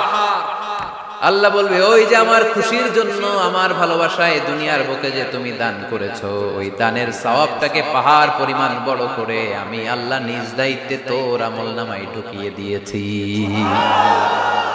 সেই বুখারীর বর্ণনা, কামা ইউরাব্বি আহাদুকুম ফুলুয়াহু, তোমরা তোমাদের গাভী যেমনি পালো। বাছুর পালন কারা কারা দেখি লক্ষ্মীপুরে? মাশাআল্লাহ, অনেক গরু টরু আছে তো এলাকায়। ছাগল পালন কারা কারা? ওট পালন কারা কারা দেখি? ওট নাই। তো আল্লাহ রাসূল সাল্লাল্লাহু আলাইহি ওয়াসাল্লাম বললেন তোমরা যেমনি ওটের বাচ্চা পালো, বাছুর পালো, পেলে পুষে যেমনি বড় করো, তোমার ওই ছোট্ট দান, ওই দানটা যেহেতু আমার খুশির জন্য দিয়েছিলা, ওইটারে আমি পালছি। তোমরা যেমনি বাছুর পালছো, আমি আল্লাহ তোমার ছোট্ট দানের সওয়াবটাকে পেলেছি, পেলে পুষে ইয়া বড় উহুদ পাহাড়ের সমান করে এরপরে তোমার আমলনামায় উঠাইয়া দিয়েছে। তাহলে মুত্তাকি বান্দার প্রথম গুণ, তারা দান করে। ইউনফিকুনা ফিস সাররা। লক্ষ্মীপুরের ভাইয়েরা খেয়াল করে শুনেন, মুত্তাকি বান্দাদের প্রথম গুণ সুখে থাকি আর দুঃখে থাকি আল্লাহর রাস্তায় দান করব আমরা, ঠিক কি না? সর্বাবস্থায় দান করতে হবে। ফিস সাররা, সুখের সময়ও করব, ওয়া ফিদ দাররা, দুঃখের সময়ও করব। সুখের সময় যদি আমি বছরে 10,000 টাকা দান করি, দুঃখের সময় 10 টাকা দিতে পারবো। কথা বুঝে নাই বোধহয়? কষ্টের সময় অল্প দিব, কিন্তু দেয়ার ধারাবাহিকতাটা আমরা চালিয়ে যাব। পারা যাবে? তাহলে মুত্তাকিদের প্রথম গুণ, আল্লাযীনা ইউনফিকুনা ফিস সাররাই ওয়াদ দাররাই ওয়াল কাযিমিনাল গায়যা ওয়াল আফিনা আনিন নাস ওয়াল্লাহু ইউহিব্বুল মুহসিনিন। মুত্তাকিনদের প্রথম গুণ, সুখে দুঃখে মুত্তাকিরা আল্লাহর রাস্তায় দান করে। এটা বুঝা গেছে না? মনে থাকবে? কতক্ষণ? হ্যাঁ, কাল কি ভুলা যাবে? কাজ হ্যাঁ, আজীবন মনে থাকবে। মনের কান দিয়ে শুনতে হবে। এই কান না, মনেও একটা কান আছে, ওই কান দিয়ে শুনলে ভুলবেন না। তাহলে মুত্তাকিদের প্রথম বৈশিষ্ট্য, যেহেতু আমরা মুত্তাকি হয়ে ফিরে যেতে চাই, মুত্তাকিদের প্রথম বৈশিষ্ট্য আমরা জানলাম, যারা সুখে দুঃখে কি করে? দান করলে বাড়ায় দেয় কে? ধৈর্য রাখলে নতুন কিছু পাওয়া যায়। ওটা ছেড়ে দেন, ওটা দিয়ে দেন, তাহলে নতুন কিছুর ব্যবস্থা করবে কে? তাহলে এটা বুঝে ফেলছেন না? হজম হয়েছে, হজম, এটার হজম করে ফেলেন, হয়ে গেছে গা। আচ্ছা, এবার আল্লাহ বললেন মুত্তাকিনদের 2 নাম্বার বৈশিষ্ট্য, ওয়াল কাযিমিনাল গায়যা। মুত্তাকি বান্দারা তাদের রাগকে হজম করে, রাগ সংবরণ করে, ক্রোধকে নিয়ন্ত্রণ করে। সুবহানাল্লাহ পড়েন। এইবার আসছে কঠিন ওয়াজ। এবার একজনকে হুজুর এটাই তো পারি না, এটাই তো পারি না, এটা পারতে হবে আপনাকে মুত্তাকি হতে চাইলে। ওয়াল কাযিমিনাল গায়য, মুত্তাকিনরা নিজেদের রাগকে সংবরণ করে, রাগ হজম করে, রাগের সময় নিজের উপর নিয়ন্ত্রণ রাখে। আমাদের অনেকের অনেক রাগ, এত রাগ, রাগের সময় হিতাহিত জ্ঞান থাকে না, এরকম আছে না নাই? রাগ কিন্তু অনেক ভয়ঙ্কর, জানেন? রাগ বেশি কার কার? লক্ষ্মীপুরের দেখি তো, খাইছে আছে তো দেখি, 3-4 জনের রাগ আছে না, বাকি সব আল্লাহর ওলি। লক্ষ্মীপুরের ঘরে ঘরে রাগ। আচ্ছা, লক্ষ্মীপুরের মানুষ অনেক ভদ্র, শান্ত শিষ্ট, রাগ টাগ নাই। হ্যাঁ, বাঙ্গালায় তো এই রাগ ভয়ঙ্কর, এটা রাগ কিন্তু ভয়ঙ্কর। মানুষ যখন রাগ করে তখন তার হিতাহিত জ্ঞান থাকে, কি করে কি বলে সে জানে। পৃথিবীর সবাই আমরা রাগী, কেউ কম কেউ বেশি, এটা ভেরি ন্যাচারাল। আমাদের দেহে একটা হরমোন আছে অ্যাড্রেনালিন বলে, adrenaline hormone triggers up your body's fight response. এটা যখন নিঃসরিত হয় দেহ থেকে, আপনার বডি তখন ফাইট করতে মনে চায়, কোপায়ালাম, মাইরালাম, উতরে হোতায়ালাম করে, এরকম একটা অ্যাটিটিউড চলে আসে না? এটা ন্যাচারাল। এই অ্যাড্রেনালিন হরমোন যখন নিঃসরিত হয়, এটা আপনার ফাইট রেসপন্সকে ট্রিগার আপ করে, তখন আপনার দেহ খুব উত্তেজিত, ফাইট করতে মনে চায়, এখনই ধরি ওরে, আছে না নাই? তবে এটা ভালো কাজে লাগাইতে হবে, রাগটা পারা যাবে না। রাগ কিন্তু খুব ভয়ঙ্কর। এই রাগের শারীরিক মানসিক অনেক ক্ষতি আছে। হার্ট অ্যাটাক করে অনেকে রাগে, স্ট্রোক করে ফেলে। রাগ হচ্ছে অনেকটা ঝড়ের মতো। কিসের মতো? ঝড় যেমনি একদিক থেকে এসে সব লন্ড ভন্ড করে দিয়ে অন্য দিক দিয়ে ছুটে চলে যায়, যখন ঝড়টা হয় তখনও তো টের পাওয়া যায়। রাগও তেমন, যখন রাগটা আসে কি যে করে ফেলছি তখন বোঝা যায় না। রাগ চলে যাওয়ার পরে, মাথা ঠান্ডা হওয়ার পরে তখন বোঝা যায়, হায় রে এটা কি করলাম। রাগের সময় দিয়ে দিছে তালাক। রাগের সময় কি করছে? রাগ যখন শেষ তখন কয়, হায় হায় বউ তুমি তো আমার কৈতরি। মারামারি হয়, সম্পর্কের অবনতি হয়, স্বামী স্ত্রী সম্পর্কের বিচ্ছেদ ঘটে, বাবা ছেলের সাথে রাগ করে না, বাপে কই দিমু না তোরে, কিচ্ছু দিমু না, পোলায় কই দিবা না কে, বাপে কই দিলাম না, পোলায় কই মারলাম তোমারে, বাপে কই তোরে ত্যায্য করলাম, পোলায় কই কোপ দিলাম। আছে না নাই? শুনবেন এরকম বাবা ছেলে হতাহতের ঘটনা, হাজবেন্ড ওয়াইফ ডিভোর্স পর্যন্ত গড়ায়, বন্ধু বন্ধুর সম্পর্ক নষ্ট হয় এই রাগের কারণে। দেখছেন আল্লাহ যেখানে যত ফোঁটা দেয়া দরকার ওই জায়গায় অত ফোঁটা দেয়, এটার নাম ইসলাম। এজন্য আল্লাহ বললেন মুত্তাকিদের 2 নাম্বার গুণ, আল কাযিমিনাল গায়য। মুত্তাকিনরা রাগকে সংবরণ করে, তারা অল্পতে চটে যায় না, তারা হট টেম্পার্ড না, তারা বুঝে শুনে কাজ করে, নিজের ক্রোধ আর রাগকে সংবরণ করতে জানে। সুবহানাল্লাহ পড়ো। আল্লাহ রাসূল বললেন লাইসা শাদীদু বিসুরআহ, কুস্তি করে যে অন্যকে শোয়ায় ফেলতে পারে সে শক্তিশালী নয়। ইন্নামা শাদীদুল্লাযী ইয়ামলিকু নাফসাহু ইনদাল গাদাব, রাগের সময় যেই ব্যক্তি নিজের উপর নিয়ন্ত্রণ রাখতে পারে আল্লাহর কাছে সেই হলো শক্তিশালী। এক একটা কথার ওজন দেখছেন আল্লাহ রাসূল সাল্লাল্লাহু আলাইহি ওয়াসাল্লামের, লাইসা শাদীদু বিসুরআহ, যে কুস্তি খেলতে পারে ভালো সে শক্তিশালী না। বরং ইন্নামা শাদীদুল্লাযী ইয়ামলিকু নাফসাহু ইনদাল গাদাব, রাগের সময় যে নিজেকে নিয়ন্ত্রণ করতে পারে সেই শক্তিশালী। সুবহানাল্লাহ পড়ে। এজন্য আমি মুত্তাকি হব হুজুর। হুজুর আজকের ওয়াজ শুনে আমি মুত্তাকি, শুধু হাত তুলে মুত্তাকি বললে হবে? রাগ নিয়ন্ত্রণের, রাগ কন্ট্রোল করার অভ্যাস নিজের মধ্যে জাগ্রত করতে হবে, ঠিক কি না? এক সাহাবী এসে বললেন, ইয়া রাসূলুল্লাহ আউসিনি ইয়া রাসূলুল্লাহ, আমারে কিছু নসিহত করেন। বিশ্বনবী বললেন, লা তাগদাবু, সাহাবী তুমি রেগে যেও না। সাহাবী বললেন, নবী আবার ওসিয়ত করেন। বিশ্বনবী বললেন, তুমি রেগে যেও না। সাহাবী বললেন, শুনলাম তো এটা, আরেকটা কিছু কন। বিশ্বনবী বললেন, রেগে যেও না। রাদ্দাদা মিরারান, বারবার যতবার সাহাবী বিশ্বনবীর কাছে নসিহত চাইলেন, বিশ্বনবী একটা নসিহতই করলেন, রেগে যেও না। কারণ রেগে গেলেন তো হেরে গেলেন, রেগে গেলেন তো হেরে গেলেন। ওরা আপনারে রাগাতে চাইবে, আপনি ঝগড়া করতে চান না, ওরা আপনারে পায়ে পাড়া দিয়ে ঝগড়ায় নামাতে চাইবে। চিল্লা এখন ঠিক কি না? ওরা পায়ে পাড়া দিয়ে ঝগড়া করবে, ওরা আপনারে অলওয়েজ পোক করবে, ওরা আপনার হট টেম্পার্ড বানাতে চাবে, আপনারে অস্থির করে দিতে চাবে। কিন্তু ফর্মুলা আমাদের ভালো জানা আছে। আমরা কোরআন থেকে ফর্মুলা নিয়ে চলি, মানব রচিত কোনো ফর্মুলায় আমরা চলি না। জোরে বলেন ঠিক কি না? মুত্তাকিনদের 2 নাম্বার বৈশিষ্ট্য বল কাযিমিনাল গায়ব, মুমিনরা নিজেদের রাগকে নিয়ন্ত্রণ করে। রাগ নাইকা, ক্ষোভ নাইকা, কিন্তু মুমিনরা মুত্তাকিনরা চাইলে রাগ দেখায় না। তারা রাগকে কি করে? পারবেন? আজকে থেকে ভাবির আর বকবেন না তো, ঝগড়া করবেন না তো, ছেলে মেয়েদের উপর উত্তেজিত হবেন না তো, হ্যাঁ রাগারাগি করবেন, মনে থাকবে তো? আল্লাহ রাসূল সাল্লাল্লাহু আলাইহি ওয়াসাল্লাম কখনোই রাখতেন না। সুবহানাল্লাহ নাই? আল্লাহ রাসূল সাল্লাল্লাহু আলাইহি ওয়াসাল্লাম কখনোই, ওনার সাথে কেউ খারাপ আচরণ করলে উনি রাখতেন না। ওনাকে অত্যাচার করা হয়েছে, তিনি রাখতেন না।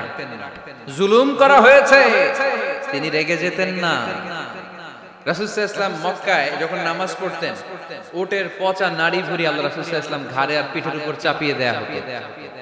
আমাদের কার কার পিঠের উপর নামাজ অবস্থায় উটের বা গরুর নাড়ি ভুঁড়ি চাপায়া দেয়া হয়েছে এলাকায়? আছে কেউ? নাই। তায়েফের ময়দানে আল্লাহ রাসূল সাল্লাল্লাহু আলাইহি ওয়াসাল্লাম দাওয়াত দিতে গেলেন, নিজের লাভের জন্য না তায়েফবাসীদের লাভের জন্য?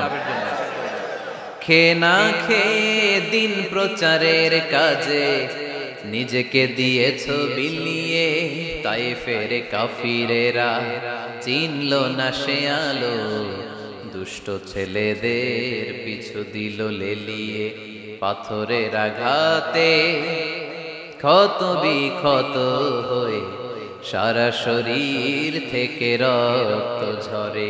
হে রাসূল তোমাকে ভুলি আমি কেমন করে, হাজার ব্যথা বেদনার পরে।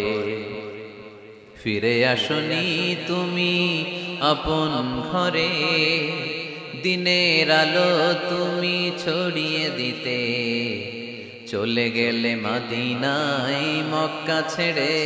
হে রাসূল তোমাকে ভুলি আমি কেমন করে, হে রাসূল তোমাকে ভুলি আমি কেমন করে। ঠিক কি না?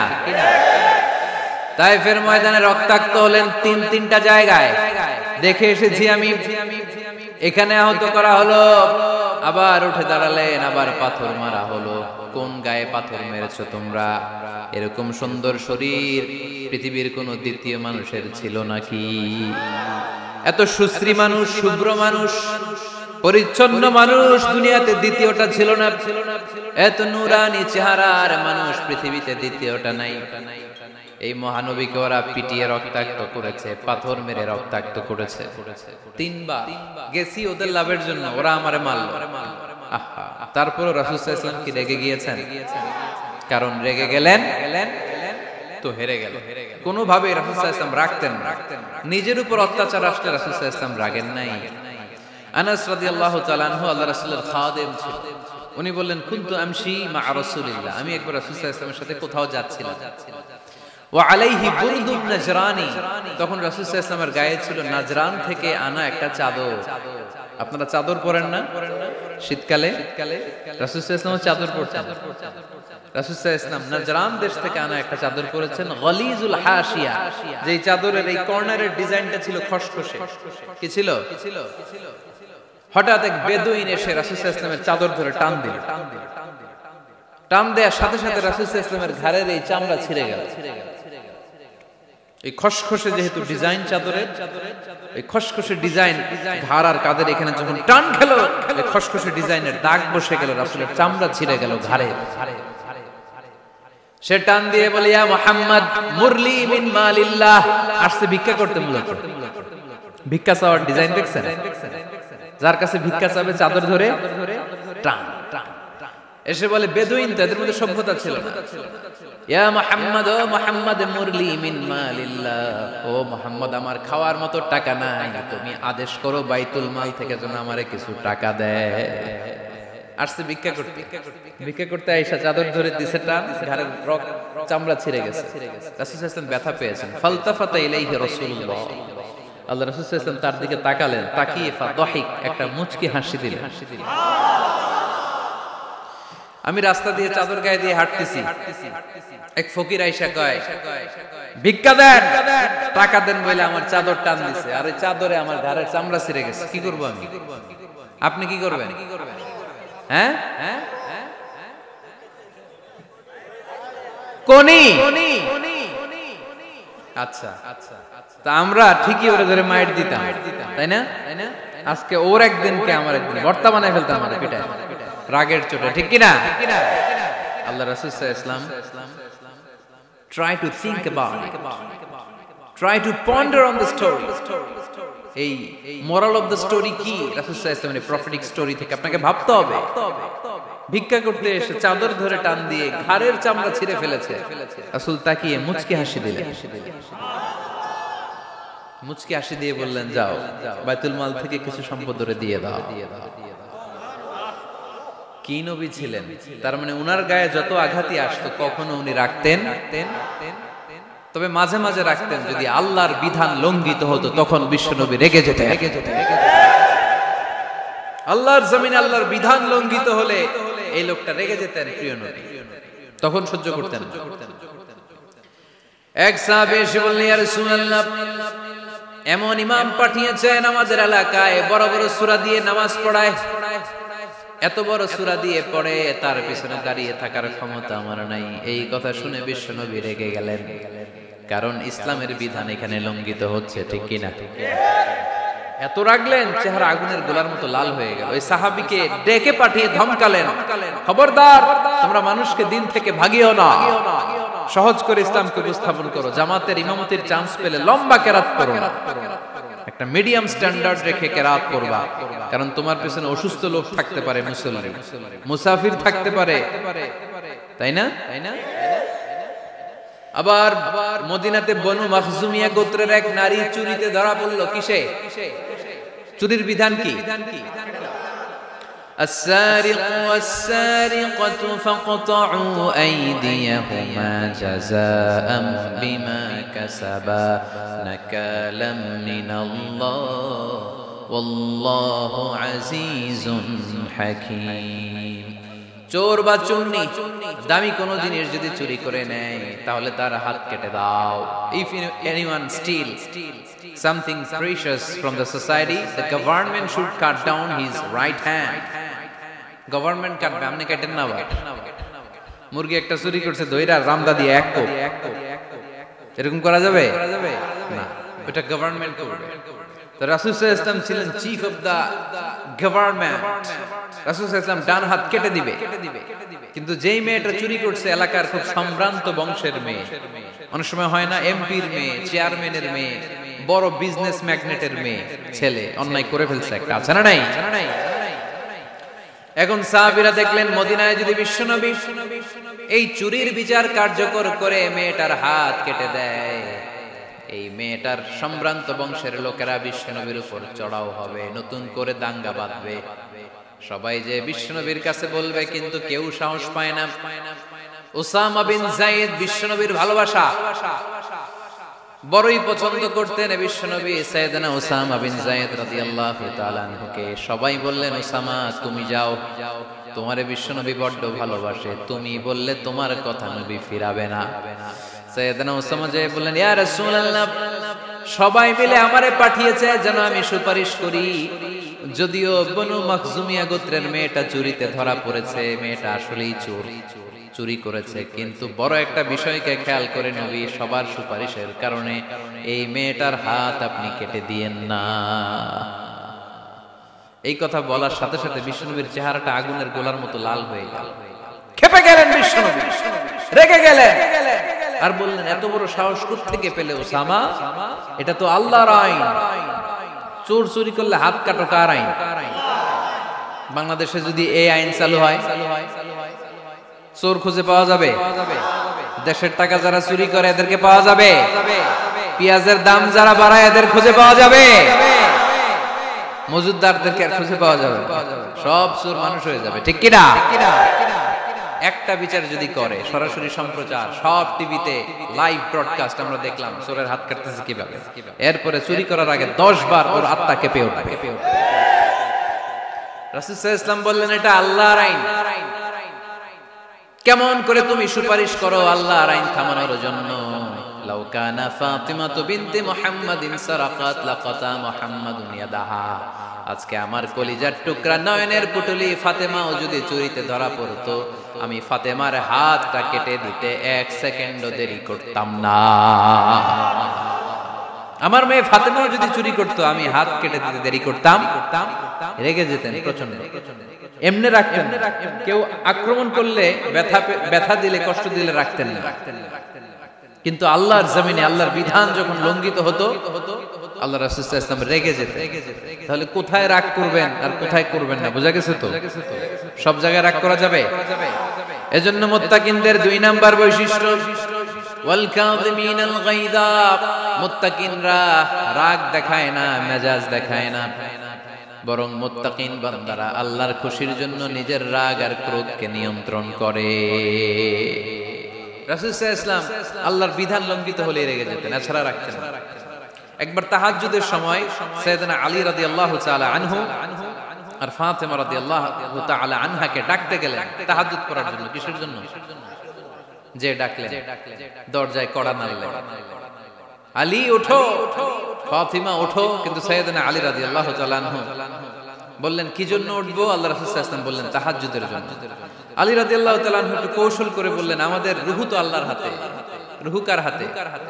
আল্লাহ যখন রূহ ফিরায় দিবে তখন ঠিকই উঠবো, পড়বো তাহাজ্জুদের নামাজ, পড়বো, রূহটা ফিরে আসুক, পড়বো। একটু কৌশল করলেন। তো রাসূল সাল্লাল্লাহু আলাইহি ওয়াসাল্লাম এই কৌশলটারে পছন্দ করলেন না। রাসূল সাল্লাল্লাহু আলাইহি ওয়াসাল্লাম আমি বলা মাত্রই যেন উঠে যায়। রাসূল সাল্লাল্লাহু আলাইহি ওয়াসাল্লাম তখনও রেগে গেলেন। বুখারীর বর্ণনা, তিনি ফিরে আসতেছিলেন আর রাগে নিজের রানের মধ্যে চাপড়াচ্ছিলেন এরকম, ওয়াকার আল ইনসানু আকসারা শাইইন জাদালা।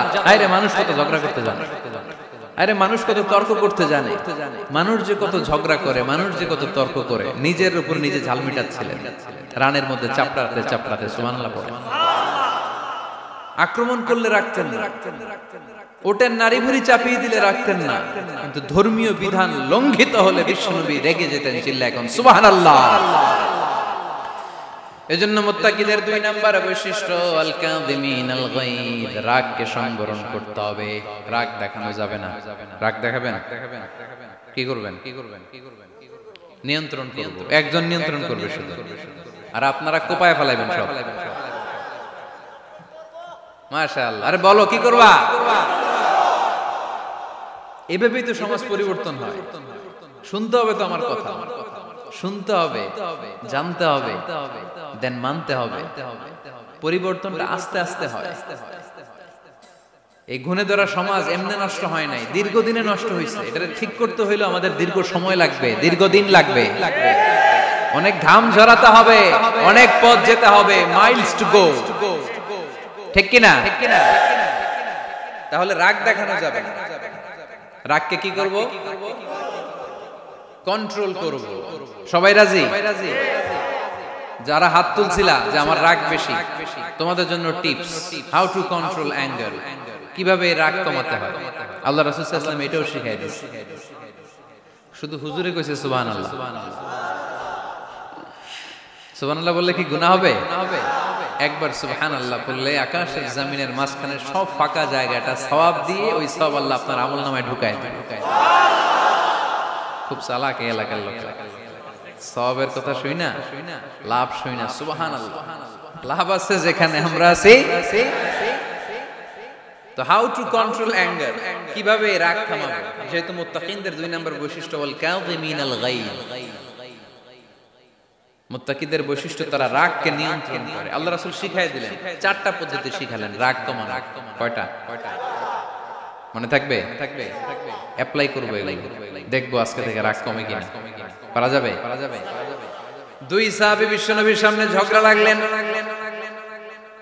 কথা কাটাকাটি, কথার পিঠে কথা, কথার নাম লতা। কথা বলতে বলতে ঝগড়া লাগতে লাগতে এক সাহাবী রেগে মেগে আগুন, মারামারির জন্য উদ্যত হলেন। বিশ্বনবী দেখলেন ওই সাহাবীর চেহারাটা একেবারে আগুনের গোলার মতো লাল হয়ে গিয়েছে। বিশ্বনবী বললেন, ইন্নী লা আ'লামু কালিমাতান, আমি এমন একটা বাক্য জানি, এই রাগান্বিত সাহাবী যদি এখন এই বাক্যটা পড়া শুরু করে দেয়, তার রাগটারে নিমিষেই ঠান্ডা বানায় দিবে কে? ওই সাহাবী বললেন, ইয়া রাসূলুল্লাহ, কি সেই বাক্য আমারে শিখায়া দেন। বিষ্ণু বললেন, পড়ো আউযু বিল্লাহি মিনাশ শাইতানির রাজীম। আবার পড়েন, আউযু বিল্লাহি মিনাশ শাইতানির রাজীম। সুবহানাল্লাহ, রাগ কমানোর দোয়া, সহিহ হাদিস। ওই সাহাবী যদি এই বাক্যটা পড়ে তার রাগ কমে যাবে। বাক্যটা হচ্ছে আউযু বিল্লাহি মিনাশ শাইতানির রাজীম, বিতাড়িত শয়তানের কাছ থেকে আল্লাহর কাছে পানাহ চাচ্ছি, প্রোটেকশন চাচ্ছি। বলতে দেরি, রাগ থামতে দেরি হবে। টিপস নাম্বার 1 মনে থাকবে তো? টিপস নাম্বার 2, বিশ্বনবী বললেন, ইযা গাদিবা আহাদুকুম ফালইয়াসকুত, তোমাদের যখন প্রচন্ড রাগ চলে আসে, বেশি যখন প্রচন্ড যখন তোমরা রেগে যাও, তখন কথা বন্ধ করে চুপ হয়ে যাও। কি করতে হবে? চুপ, একেবারে চুপ। অনেকে রাগের সময় গড়গড় করে কি যেন বলতে থাকে, আছে না নাই? রাগে গড়গড় করতে থাকে আর কি যেন বলতে থাকে। যত বলবেন, যত গালি দিবেন, বলে না গালি দেয় না রাগের সময়, অশ্রাব্য ভাষায় অনেকে গালি গালাজ শুরু করে দেয়, আছে না নাই? না, আসুকুত, ইযা গাদিবা আহাদুকুম ফালইয়াসকুত। আল্লাহ রাসূল সাল্লাল্লাহু আলাইহি ওয়াসাল্লাম বললেন, যখন তোমাদের কেউ প্রচন্ড রেগে যায়, সে তার কথা যেন বন্ধ করে দেয়। চুপ, keep silent, keep quiet, relax, cool. পারবেন? তাহলে প্রথম টিপস কি পড়তে হবে? বাইরে না মুখ দিয়া পড়েন, আউযু বিল্লাহি মিনাশ শাইতানির রাজীম। এটা হলো 1 নাম্বার টিপস। 2 নাম্বার টিপস, ইযা গাদিবা আহাদুকুম ফালইয়াসকুত। মাশাআল্লাহ, চুপ থাকতে হবে। বেশি রাগ চলে আসলে কি করতে হবে? 3 number tips, lower your action, আপনার অ্যাকশনকে কমায় দেন। কিন্তু আমরা ওই সময় মারি ডাইরেক্ট অ্যাকশন। রাগের সময় আমরা কি করি? আল্লাহ রাসূল বললেন, lower, minimize your action। কি বললেন আল্লাহ রাসূল? অ্যাকশন কমাও, কার্যক্রম কমায় দাও। ইযা গাদিবা আহাদুকুম ওয়া হুয়া কাইম ফালিয়াজলিস, দাঁড়ানো অবস্থায় তোমাদের কেউ যদি রেগে যায়, সে যেন বসে পড়ে। ফাইন যাহাবা আনহুল গাদাবু ওয়া ইল্লা ফালিয়াত্তাজি, কেউ যদি দাঁড়ানো অবস্থায় রেগে যায়, সে যেন বসে পড়ে। বসে থাকার পরেও যদি তার রাগ কমতে না চায়, সে যেন শুয়ে পড়ে। তাহলে দাঁড়ানো অবস্থায় রাগ আসলে কি করবেন? বসা অবস্থায় রাগ আসলে, শোয়া অবস্থায় রাগ আসলে চোখ বন্ধ করে ঘুমায় যাবেন। রাগ আসবে আর সুবহানাল্লাহ কইবেন না? কত বড় ফিজিশিয়ান, কত বড় ডাক্তার আল্লাহ রাসূল সাল্লাল্লাহু আলাইহি ওয়াসাল্লাম। সুবহানাল্লাহ পড়েন। কয়টা গেল? কয়টা? 1 নাম্বার কি পড়া? মাশাআল্লাহ। 2 নাম্বার থাকা। 3 নাম্বার দাঁড়ায় থাকলে বসে যাওয়া, বসা থাকলে পারবেন পারবেন। 4 নাম্বারটা অনেক মজার টিপস, শুনবেন। আল্লাহ রাসূল সাল্লাল্লাহু আলাইহি ওয়াসাল্লাম বললেন 4 নাম্বার টিপস শুনো, ইন্নাল গাদাবা মিনাশ শাইতান, নিশ্চয়ই রাগ আসে শয়তান থেকে। ওয়া ইন্নাশ শাইতানা খুলিকা মিনান নার, শয়তান তৈরি আগুন থেকে। ওয়া ইন্নান নারা তুতফাউ বিল মা, আগুন নিভানো হয় পানি দিয়ে। ফাইদা গাদিবা আহাদুকুম ফালিয়াতাওয়াদ্দা, তাই কারো যখন রাগ খুব বেড়ে যায় সে যেন ঠান্ডা পানি দিয়ে ওযু করে। কি সুন্দর টিপস, কি সুন্দর ফিলোসোফার আল্লাহ রাসূল সাল্লাল্লাহু আলাইহি ওয়াসাল্লাম, কত বড় দার্শনিক ছিলেন তিনি। আল গাদাবু মিনাশ শাইতান, কথার সিকোয়েন্স দেখেন, ওজন দেখেন। আল গাদাবু মিনাশ শাইতান, রাগ আসে শয়তানের থেকে। রাগ এনে দেয় কে? শয়তান। ওয়াশ শাইতানু খুলিকা মিনান নার, শয়তান তৈরি কি থেকে? আগুন থেকে। ওয়ান নারু তুতফাউ বিল মা, আগুন নিভায় কি দিয়ে? ফাইদা গাদিবা আহাদুকুম ফালিয়াতাওয়াদ্দা, তাই তোমাদের কেউ যখন রেগে যায় সে যেন পানি দিয়ে ওযু করে নেয়। পারবেন? ওযু করে ফেলবেন ঠান্ডা পানি, ঠান্ডা পানি মাথায় দিবেন, চোখে ঝাপটা, পানির ঝাপটা দিবেন। আপনার রাগকে ঠান্ডা করে দিবে কে? তাহলে আওয়াজ করে বলেন রাগ কমানোর 1 নাম্বার ফর্মুলা কি? আউযু বিল্লাহি মিনাশ শাইতানির রাজিম। 2 নাম্বার চুপ থাকা। 3 নাম্বার বসে পড়া, শুয়ে পড়া। 4 নাম্বার ওযু করা। 4 নাম্বার। এই 4টা পদ্ধতিতে আপনি রাগ কমাতে চাইলে আপনার রাগ কমাই দিবে কে? এজন্য আল্লাহ বললেন আমার মুমিন বান্দার 2 নাম্বার গুণ, তারা রাগকে নিয়ন্ত্রণ করে। আল্লাযীনা ইউনফিকুনা ফিস সাররাই ওয়াদ দাররাই ওয়াল কাযিমিনাল গায়ব, আমার মুত্তাকিন বান্দাদের প্রথম গুণ সুখে দুঃখে দান করে। মনে আছে? 2 নাম্বার গুণ কি? রাগকে নিয়ন্ত্রণ করে। 3 নাম্বার গুণ হচ্ছে ওয়াল আফিনা আনিন নাস, মানুষকে ক্ষমা করে দেয়। মানুষকে কি করে? আমরা তো ক্ষমা করি না। হ্যাঁ, দইরা আবুইটালা মানে কি? এটার মিনিং কি? ফিশালায়। হ্যাঁ, কি করে? আইকালায়, আইজালায়, আইকালা, আইকালা। আঞ্চলিক শব্দ, আঞ্চলিক শব্দগুলো অনেক সুন্দর, এক এক জেলা এক এক রকম। তার মানে আমরা ক্ষমা করতে চাই না, আমরা দইরা আইকালাই। তার মানে আমরা রাগ ঝাড়ি, আর ভিতরে যে ক্ষোভ জমা থাকে এগুলো ঝাড়ি, আমরা ক্ষমা করতে চাই না। কিন্তু ভাই মুত্তাকি যদি হতে চান আপনাকে ক্ষমা করে দিতে হবে। কি করবেন? ক্ষমা করে দেন। আচ্ছা, একটু আওয়াজ করে উত্তর দেন। আমরা আল্লাহর কাছে এই যে পাপ করি, অন্যায় করি, মাফ চাই না, ক্ষমা চাই না? আল্লাহ আমাদেরকে ক্ষমা করুক এটা আমরা চাই কি চাই না? আল্লাহ আমাদেরকে ক্ষমা করুক এটা আমরা চাই, কিন্তু আমরা আমাদেরকে ক্ষমা করতে পারি না। যদি আল্লাহর কাছে ক্ষমা পেতে চান তাহলে আগে নিজেরা নিজেদেরকে ক্ষমা করে দেন। আল্লাহ ভুল করছি, আল্লাহ মাফ করে দাও, ক্ষমা করো। আমি ক্ষমা চাইতেছি কিন্তু আমি ক্ষমা করি না আরেকজন। তো তুমি ক্ষমা করো না, তুমি ক্ষমা চাও কোন সাহসে? মা যাদাল্লাহু আবদান বিআফবিন ইল্লা ইজ্জান।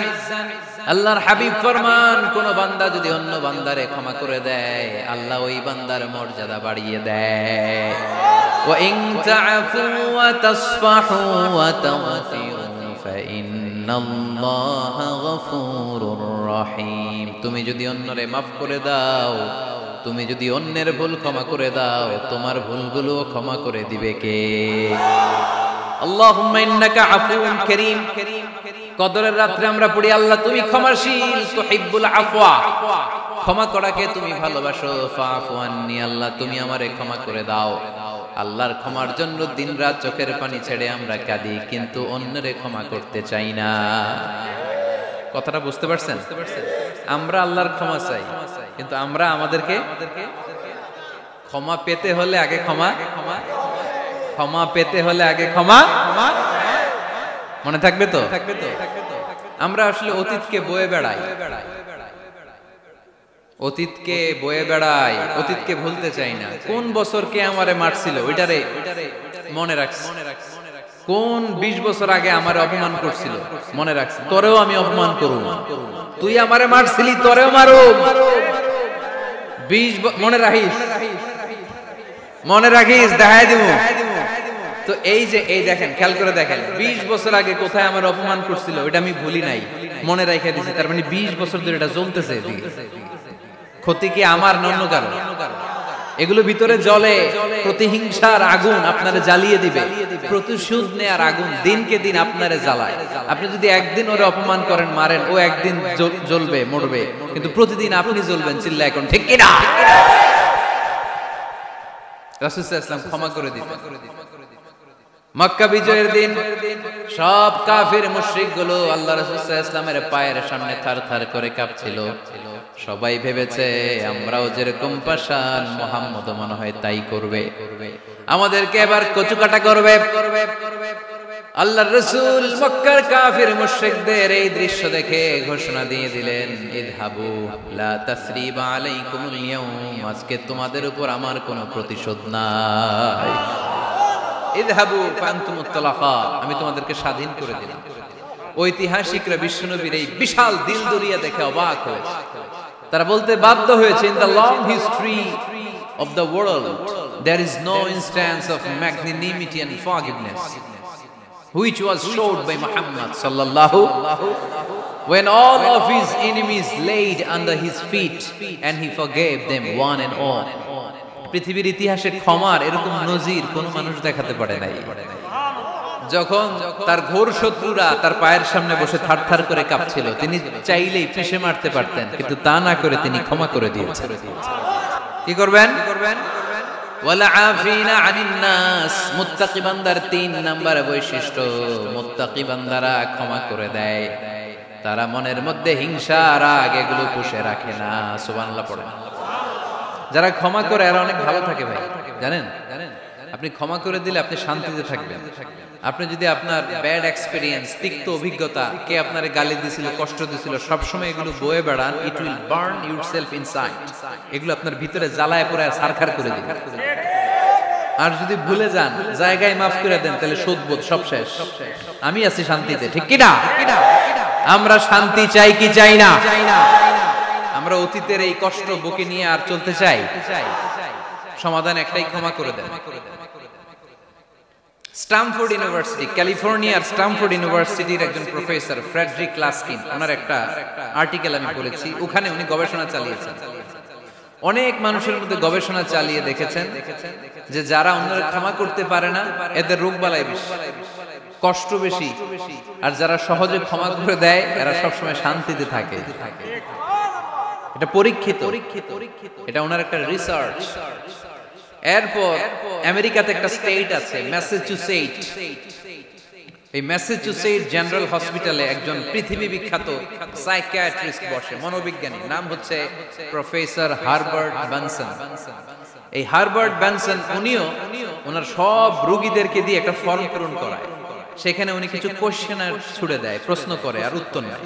পরে জরিপ করে উনি দেখতে পেয়েছে ওনার যে সমস্ত রোগীরা মনের ভিতরে রোগ, এই রাগ, এই ক্ষোভ, এই হিংসা বিদ্বেষ এগুলো অন্তরে পুষে রেখেছে, এদের স্ট্রোক করার এবং হার্ট অ্যাটাক করার রেটিংটা বেশি, এরা মেন্টাল স্ট্রেসে ভোগে বেশি। আর যারা সহজে ক্ষমা করে দেয়, মাফ করে দেয়, এদের মধ্যে এই রোগ বালাই নাই। যেরকম সুবহানাল্লাহ। এজন্য আল্লাহ বললেন মুত্তাকিনদের 3 নাম্বার বৈশিষ্ট্য, মুত্তাকিনরা আল্লাহর কাছে যেমনি ক্ষমা চায়, তারা নিজেরাও অন্যদেরকে তেমনি ক্ষমা করে দেয়। ওয়াল আফিনা আনিন নাস, আজকে থেকে আমরা মানুষের ক্ষমা করে দিব। কারো জন্য অন্তরে কোনো হিংসা বিদ্বেষ পুষে রাখা যাবে? অনেকে এগুলো ভুলতে চায় না, পেলে পুষে বড় করে, আর ভিতরে খালি জ্বলে। ভিতরে কি করে? এই জ্বালাও পোড়াও আমরা বয়ে বেড়াতে চাই না। মুসনাদে আহমদ ইবনে হাম্বলের হাদিস, চমৎকার একটা ঘটনা। কানগুলো খরগোশের কানের মতো খাড়া করে শুনেন। আল্লাহ রাসূল সাল্লাল্লাহু আলাইহি ওয়াসাল্লাম কোন একটা মজলিসে একজন আনসারী সাহাবীর ব্যাপারে ঘোষণা দিল, বলল এখন যে সাহাবী এসে বসবে সে সাহাবী জান্নাতি। আনসারী সাহাবী এসে বসলে সবাই তো অবাক, আমাদের কারো ব্যাপারে বিশ্বনবী এই কথা বলল না, এই আনসারী সাহাবী জান্নাতি। আবার কয়েকদিন পরে আরেকটা মজলিসে বিশ্বনবী আবার ঘোষণা দিলেন, এই মুহূর্তে এমন একজন সাহাবী এসে এইখানে বসবে, এই সাহাবীটা জান্নাতি। সবাই খেয়াল করে দেখলো, আগের মজলিসে যেই লোকটাকে বিশ্বনবী জান্নাতি বলে ঘোষণা দিয়েছে, আজকেও ওই সাহাবী এসে ওই জায়গায় বসেছে। তৃতীয় দিন আবার বিশ্বনবী বললেন, এখন একজন সাহাবী এখানে এসে বসবে, সে জান্নাতি। সবাই খেয়াল করে দেখলো, ওই সাহাবীটাই আবার এসে বসেছে। সবাই অবাক, কি আজীব, কি আছে এই সাহাবীর মধ্যে, যে সাহাবীর ব্যাপারে খুদ বিশ্বনবী তিনবার ঘোষণা দিলেন যে সে জান্নাতি। সবচেয়ে বেশি অবাক হয়েছিলেন সাইয়েদনা আব্দুল্লাহ ইবনে আমর ইবনে আস। মনে মনে ভাবলেন, এটা তো চারটেখানে কোনো কথা না, বিশ্বনবীর অ্যানাউন্সমেন্ট। দুনিয়ার বুকে বিশ্বনবী তিনবার এই আনসারী সাহাবীকে জান্নাতি বলে ঘোষণা দিয়েছে, নিশ্চয়ই এই সাহাবীর এমন বিশেষ কোন আমল আছে, এমন বিশেষত্ব আছে যেটা আমাদের মধ্যে নাই। যেমন করেই হোক এই সাহাবীর ভেতরের সব খবর আমার জানতে হবে। সাইয়েদনা আব্দুল্লাহ ইবনে আমর ইবনে আস একবার পরিকল্পনা করে ওই সাহাবীর বাড়িতে চলে গেলেন, যে বললেন, ভাই আমার আব্বার সাথে কয়েকদিন ধরে ঝগড়া, আমার ঘরে থাকতে মন চাচ্ছে না, তোমার বাসায় মেহমান হয়ে এসেছি, যদি তুমি অনুমতি দাও তোমার বাড়িতে 3 দিন মেহমান হয়ে আমি থাকতে চাই। কখন এই আনসারী সাহাবী কি করে, একদিন, 2 দিন, 3 দিন পর্যন্ত ফলো করার পরে সাইয়েদনা আব্দুল্লাহ ইবনে আমর ইবনে আস এমন কোন বিশেষ আমল এই সাহাবীর মধ্যে খুঁজে পায় নাই। 3 দিন গভীরভাবে পর্যবেক্ষণ, অবজারভেশনের পরে বিশেষ কোন আমল ওনার চোখে পড়ে নাই। এবার 3 দিন পরে তো চলে যাবার পালা, ঠিক কিনা? এবার তিনি সোজা সাপটা আনসারী সাহাবীর কাছে যে ভিতরের কথা খুলে বলে ফেললেন, বললেন, ও ভাই, আসলে আমার বাবার সাথে এমন বড় কোনো ঝগড়া আমার হয় নাই যে কারণে বাড়ি থেকে বের হয়ে তোমার মেহমান আমার হওয়া লাগবে, আমি বিশেষ এক উদ্দেশ্যে এসেছি। কি উদ্দেশ্য? আব্দুল্লাহ ইবনে আমর ইবনে আস এবার বলতে আরম্ভ করলেন, আমরা খেয়াল করেছি 3টা মজলিসে বিষ্ণু ঈসা ইসলাম তোমাকে জান্নাতি বলে ঘোষণা করেছে, তাই আমি জানার জন্য এসেছি তুমি এমন কি আমল করো যে কারণে বিশ্বনবী ঘোষণা দিলেন যে তুমি জান্নাতি। কি এমন বিশেষ আমল আছে তোমার, আমার একটু বলো, আমি ওই আমল করে জান্নাতি হতে চাই। আল্লাহু আকবার। এবার আনসারী সাহাবী মুখ খুললেন, উনি বললেন, ও ভাই আব্দুল্লাহ ইবনে আমর ইবনে আস, এমন কোন বিশেষ আমল আমার নাই। হালাল পন্থায় রুজি করি, ব্যবসা করি, নামাজের সময় নামাজ পড়ি, রাতে এসে ঘুমিয়ে যাই, ফজরের আগ দিয়ে উঠে তাহাজ্জুদ পড়ি, সময় মতো জিকির আজকার করি, কোরআন তেলাওয়াত করি, কিছু দান সদকা করি। সবাই যা করে আমিও তাই করি, স্পেশাল কোনো আমল আমার জীবনে নাই। তবে আব্দুল্লাহ ইবনে আমর ইবনে আস, শুনে রাখো, একটা কাজ আমি প্রতি রাতে করি, হয়তোবা এই কারণেও বিশ্বনবী আমার ব্যাপারে এমন ঘোষণা দিতে পারে। আব্দুল্লাহ বললেন, ও আনসারী সাহাবী, কি কাজ তুমি করো? এবার আনসারী সাহাবী বলতে লাগলেন, প্রতি রাতে যখন আমি আমার বিছানায় ঘুমোতে যাই, আমি কারো ব্যাপারে কোনো রাগ, কোনো হিংসা, কোনো ক্ষোভ অন্তরে নিয়ে ঘুমাতে যাই না। ওই দিন যার সাথে যা হয়েছে সবাই রে মাফ করে দিয়ে মিটমাট করে একটা প্রশান্ত অন্তর নিয়ে আমি বিছানায় ঘুমাতে যাই। ওই দিনে কেউ আমার গালি দিছে, কেউ আমার বকা দিছে, কেউ আমার বিরুদ্ধে মিছিল করছে, উল্টা পাল্টা যে যাই করুক না কেন, আমি কিচ্ছু মনে রাখি না। আবি ইলা ফিরাশি, আমি এমন ভাবে আমার বিছানায় যাই, ওয়ালাইসা ফি কলবি হিকদুন আলা আহাদ, এমন অবস্থায় আমি শুয়ে পড়ি যে আমার হৃদয়ে কারো ব্যাপারে, আমার হৃদয়ে কোনো ক্ষোভ নাই, কোনো হিংসা নাই, কোনো অহংকার নাই, সব রাগ ক্ষোভ ভুলে গিয়ে সবাইকে ক্ষমা করে দিয়ে আমি বিছানায় ঘুমাতে যাই। এজন্য বিশ্বনবী এই সাহাবীকে 3টা মজলিসের ভরা মজলিসের মধ্যে জান্নাতি বলে ঘোষণা করেছে। এই হাদিস থেকে শিক্ষা হলো, আমরাও যদি প্রতি রাতে বিছানায় ঘুমোতে যাওয়ার আগে সবাইরে মাফ করে দিয়ে মনের যত ক্ষোভ জ্বালা যন্ত্রণা আছে সব ভুলে যে বিছানায় ঘুমাতে পারি এই সাহাবীর মতো আমাদেরকেও জান্নাতি হিসেবে কবুল করবে কে? পারবেন আজকে থেকে? বিছানায় যাওয়ার আগে কি করবেন আজকে? সবাইরে মাফ করে দেবেন। যে আমার উপর জুলুম করছে ওই বিচার আল্লাহ করবে। কে কি বললো ওটা দেখার দরকার নাই। কারো ব্যাপারে কোনো ক্ষোভ, কোনো তিক্ত অভিজ্ঞতা, জ্বালা যন্ত্রণা অন্তরে রাখবেন? রাখলে লাভ না লস? এটা আরো জ্বালা দিবে আমার, এটা আরো ভেতর থেকে কষ্ট দিবে। It will burn me inside, ভিতরে জ্বালিয়ে পুড়িয়ে শেষ করে দিবে। এগুলো বয়ে বেড়াতে চাই না আমি সব মাফ করে দিতে চাই। চিল্লায় বলো ঠিক কি না? এজন্য আল্লাহ বললেন আমার মুত্তাকিন বান্দাদের 3 নাম্বার বৈশিষ্ট্য, তারা অন্যের প্রতি রাগ ক্ষোভ অন্তরে পুষে রাখে না। অন্তরে রাগ ক্ষোভ জ্বালা পেলে পুষে রাখে না, বরং সবাইকে মুত্তাকি বান্দারা ক্ষমা করে দেয়। পারা যাবে? কি করবেন? ক্ষমা করব। কি করবেন? 3টা গেল, আর কয়টা? 2 মিনিটে শেষ করে দিবেন ইনশাআল্লাহ। মোট মুত্তাকিনদের বৈশিষ্ট্য কয়টা? হ্যাঁ গেছে কয়টা? 1 নম্বরটা কি ছিল বলেন? মাশাআল্লাহ, সুখে দুঃখে সব সময় দান করা। 2 নাম্বার রাগকে নিয়ন্ত্রণ করা। 3 নাম্বার ক্ষমা করে দেয়া। এই কাজগুলো যারা করে তাদেরকে আল্লাহ পছন্দ করে। আল্লাহ বললেন ওয়াল্লাহু ইউহিব্বুল মুহসিনিন, অন্যের প্রতি যারা ইহসান করে তাদেরকে পছন্দ করে কে? মুত্তাকিনদের 4 নাম্বার বৈশিষ্ট্য ওয়াল্লাযীনা ইযা ফাআলু ফাহিশাতান আও যালামু আনফুসাহুম যাকারুল্লাহা ফাস্তাগফিরু লিযুনুবিহিম ওয়া মান ইয়াগফিরু যুনুবা ইল্লাল্লাহ। সুবহানাল্লাহ। 4 নাম্বার বৈশিষ্ট্য, মুত্তাকিরা যদি কোনো অশ্লীল কাজ করে, অশ্লীল কাজ হয়ে যেতে পারে না? যুবক ভাইরা, তোমাদের ওয়াজ ভুল হইতে পারে। ভুল করে পরকীয়ায় জড়ায় গেছো, বিবাহ বহির্ভূত সম্পর্কে জড়ায় গেছো, খারাপ সম্পর্কে জড়ায় গেছে, অশ্লীল কাজ করে ফেলছে, ব্লু ফিল্ম দেখে ফেলছে, নিজের উপর নিজে জুলুম করে ফেলছে, ক্ষমার দরজা মনে হয় বন্ধ। হ্যাঁ খোলা আছে না নাই? আল্লাহ বললেন ওয়াল্লাযীনা ইযা ফাআলু ফাহিশাতান আও যালামু আনফুসাহুম, মুত্তাকিনরা যেহেতু মানুষ, ভুল তাদের হতেই পারে, ভুলের ঊর্ধ্বে কেউ না, ঠিক কি না? মুত্তাকিনরা যদি ভুল করে ফেলে, অন্যায় করে ফেলে, অশ্লীল কাজ করে ফেলে, স্মরণ হওয়া মাত্রই যাকারুল্লাহ, তারা আল্লাহর স্মরণ করে। They return back to their lord, তারা আল্লাহর দিকে ফিরে আসে, তারা পাপের জন্য অনুতপ্ত হয়। কারণ সবাই পাপী। কথা কন, পাপ করেন না এরকম আল্লাহর ওলি কারা কারা দেখি? পিছনেও নাই।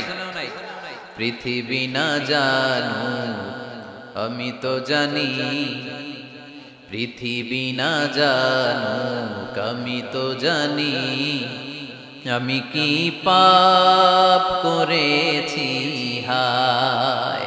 সবার জানা আছে না? পাপ আছে না নাই? আমার পাপের করলে বিচার, বাঁচার আমার নাই উপায়, দয়াময় প্রভু মাফ করো আমায়, মাফ করো আমায়। পড়ে না আমিন? তার মানে মুত্তাকিনদের 4 নাম্বার বৈশিষ্ট্য, মুত্তাকিরা যদি কোনো পাপ করে ফেলে যাকারুল্লাহ, সাথে সাথে স্মরণ করে কারে? অনুতপ্ত হয়। ফাস্তাগফিরু লিযুনুবিহিম, তারা তাদের পাপের জন্য আল্লাহর কাছে ক্ষমা চায়। ভুল আমাদের হতে পারে, সবাই পাপী, পাপীর ঘরের পাপী, ঠিক কিনা? আমি পাপী, আমার বাবা পাপী, আমার দাদা, আমার 14 গোষ্ঠী পাপী। কিন্তু পাপীদের মধ্যে বিষ্ণু বললেন শ্রেষ্ঠ পাপী ওই পাপী যেই পাপী পাপ করার পরে তওবা করে কার কাছে? মুত্তাকিদের ভুল হতে পারে, যেহেতু মানুষ, যদি ভুল করে ফেলে তারা অনুতপ্ত হয়, আল্লাহর কাছে ক্ষমা চায়, কারণ তারা জানে ওয়া মাইয়াগফিরুয যুনুবা ইল্লাল্লাহ। মুত্তাকিরা জানে আল্লাহ ছাড়া ক্ষমা করার কেউ নাই। আমাদেরকে মাফ করে কে? ক্ষমা করে কে? যদি ভুল হয়ে যায়, অন্যায় হয়ে যায়, পাপ হয়ে যায়, চোখের পানি ছেড়ে দিয়ে আল্লাহরে ডেকে বলেন, আল্লাহ আমি ছাড়া তোমার গোলামের অভাব নাই, আমি ছাড়া তোমার বান্দার অভাব নাই, আমি ছাড়া তোমার অনেক বান্দা, কিন্তু তুমি ছাড়া আমার কোনো রব নাই। আমি ছাড়া তোমার বান্দা বান্দির অভাব দুনিয়ার বুকে নাই, কিন্তু তুমি ছাড়া আমার দ্বিতীয় কোনো রব আছে নাকি? দুনিয়ার বুকে কারো কাছে যদি কোনো জিনিস নিয়ে যাই, ফিরিয়ে দিলে আরেকজনের কাছে যাওয়া যায় কি যায় না? কারো কাছে কিছু চাইলাম দিল না, অন্যের কাছে যে চাওয়া যায় কি যায় না? কিন্তু আল্লাহর কাছে যখন ক্ষমা চাই, আল্লাহ যদি আমাদেরকে ফিরিয়ে দেয়, অন্য কারো কাছে যে চাওয়ার সুযোগ আছে নাকি? কারণ আমাদের রব একজন, সেজদা দেয় একজন রে, চিল্লায় বলতে হবে তিনি কে? وَمَن يَغْفِرُ الذُّنُوبَ إِلَّا اللَّهُ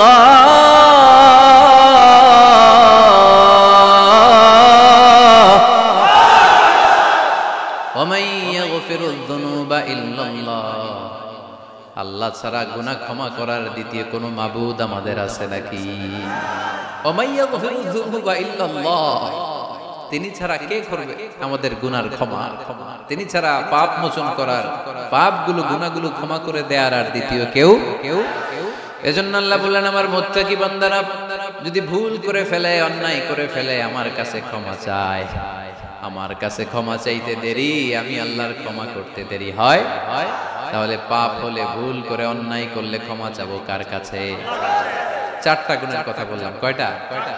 4 নাম্বার হচ্ছে যদি ভুল হয়ে যায়, যদি অন্যায় করে ফেলি, ক্ষমার দরজা খোলা, আমরা সে আল্লাহর কাছে চাই, আল্লাহর কাছে ক্ষমা মাগনা করব। চিল্লায় বলেন ঠিক কি না? এরপরে 5 নাম্বার আল্লাহ বললেন, ওয়ালাম ইউসিররু আলা মা ফাআলু ওয়া হুম ইয়ালামুন। তারা জেনে শুনে ওই পাপ বারবার করবে না। সুবহানাল্লাহ পড়ে। ভুল একটা হয়ে গেছে, ক্ষমা চাইলাম, সকালে খাদ্যে ভেজাল দিছি, বিকালে মাফ চাইলাম, আল্লাহ ভুল করে ফেলছি, মাফ করে দাও। এরপরের দিন দোকানে যে আবার ভেজাল মিশাই, আবার মাফ, এরপরের দিন আবার মাফ, আল্লাহ মাফ করবে? সকাল বেলায় ওজনে কম দিলাম, বিকালে মাফ চাইলাম, আল্লাহ ভুল হয়ে গেছিল, ক্ষমা করে দাও। এরপরের দিন দোকানে যে আবার ওজনে কম দিলাম, আবার রাত্রি বেলা মাফ চাইলাম, তারপরের দিন আবার কম দিলাম, আবার মাফ চাইলাম। এরকম করলে মাফ করবে নাকি? ওয়ালাম ইউসিররু আলা মা ফাআলু ওয়া হুম ইয়ালামুন। জেনে বুঝে ওই পাপ কাজ আর করবে না। কালে ভদ্রে দুই একবার ভুল অন্যায় পাপ হয়ে যেতে পারে, কিন্তু মুমিনরা কি ওটা কন্টিনিউ করে? মুত্তাকিনরা কি ওটা বারবার চালিয়ে যায়? বারবার চালালে এটা আল্লাহর সাথে গেম খেলা হয়, ঠিক কি না? সকালে আল্লাহ রেখে ওই একটা, বিকালে আজকে একটা, কালকে এমনটা করা যাবে? এজন্য আল্লাহ বললেন, আমার মুত্তাকি বান্দাদের 5 নম্বরে বৈশিষ্ট্য হলো ওয়ালাম ইউসিররু আলা মা ফাআলু ওয়া হুম ইয়ালামুন। ওয়ালাম ইউসিররু, তাফসীর ইবনে কাসীরে এর তাফসীর এসেছে ওয়ালাম ইস্তামিররু আলা মা ফাআলু ওয়া হুম ইয়ালামুন। জেনে বুঝে যেই ভুল কাজ করে ফেলছে এটা বারবার করে না। এজন্য বারবার করা যাবে? মাফ চাওয়ার পরে ওই কাজ আর করব আমরা? এই 5টা কাজ যদি করি তাহলে মুত্তাকিদের কাতারে আমাদেরকে উঠায় দিবে কে? এজন্য আল্লাহ বললেন, উলাইকা জাযাউহুম মাগফিরাতুম মির রাব্বিহিম ওয়া জান্নাতুন তাজরি মিন তাহতিহাল আনহারু খালিদিনা ফিহা ওয়া নি'মা আজরুল আমিলিন।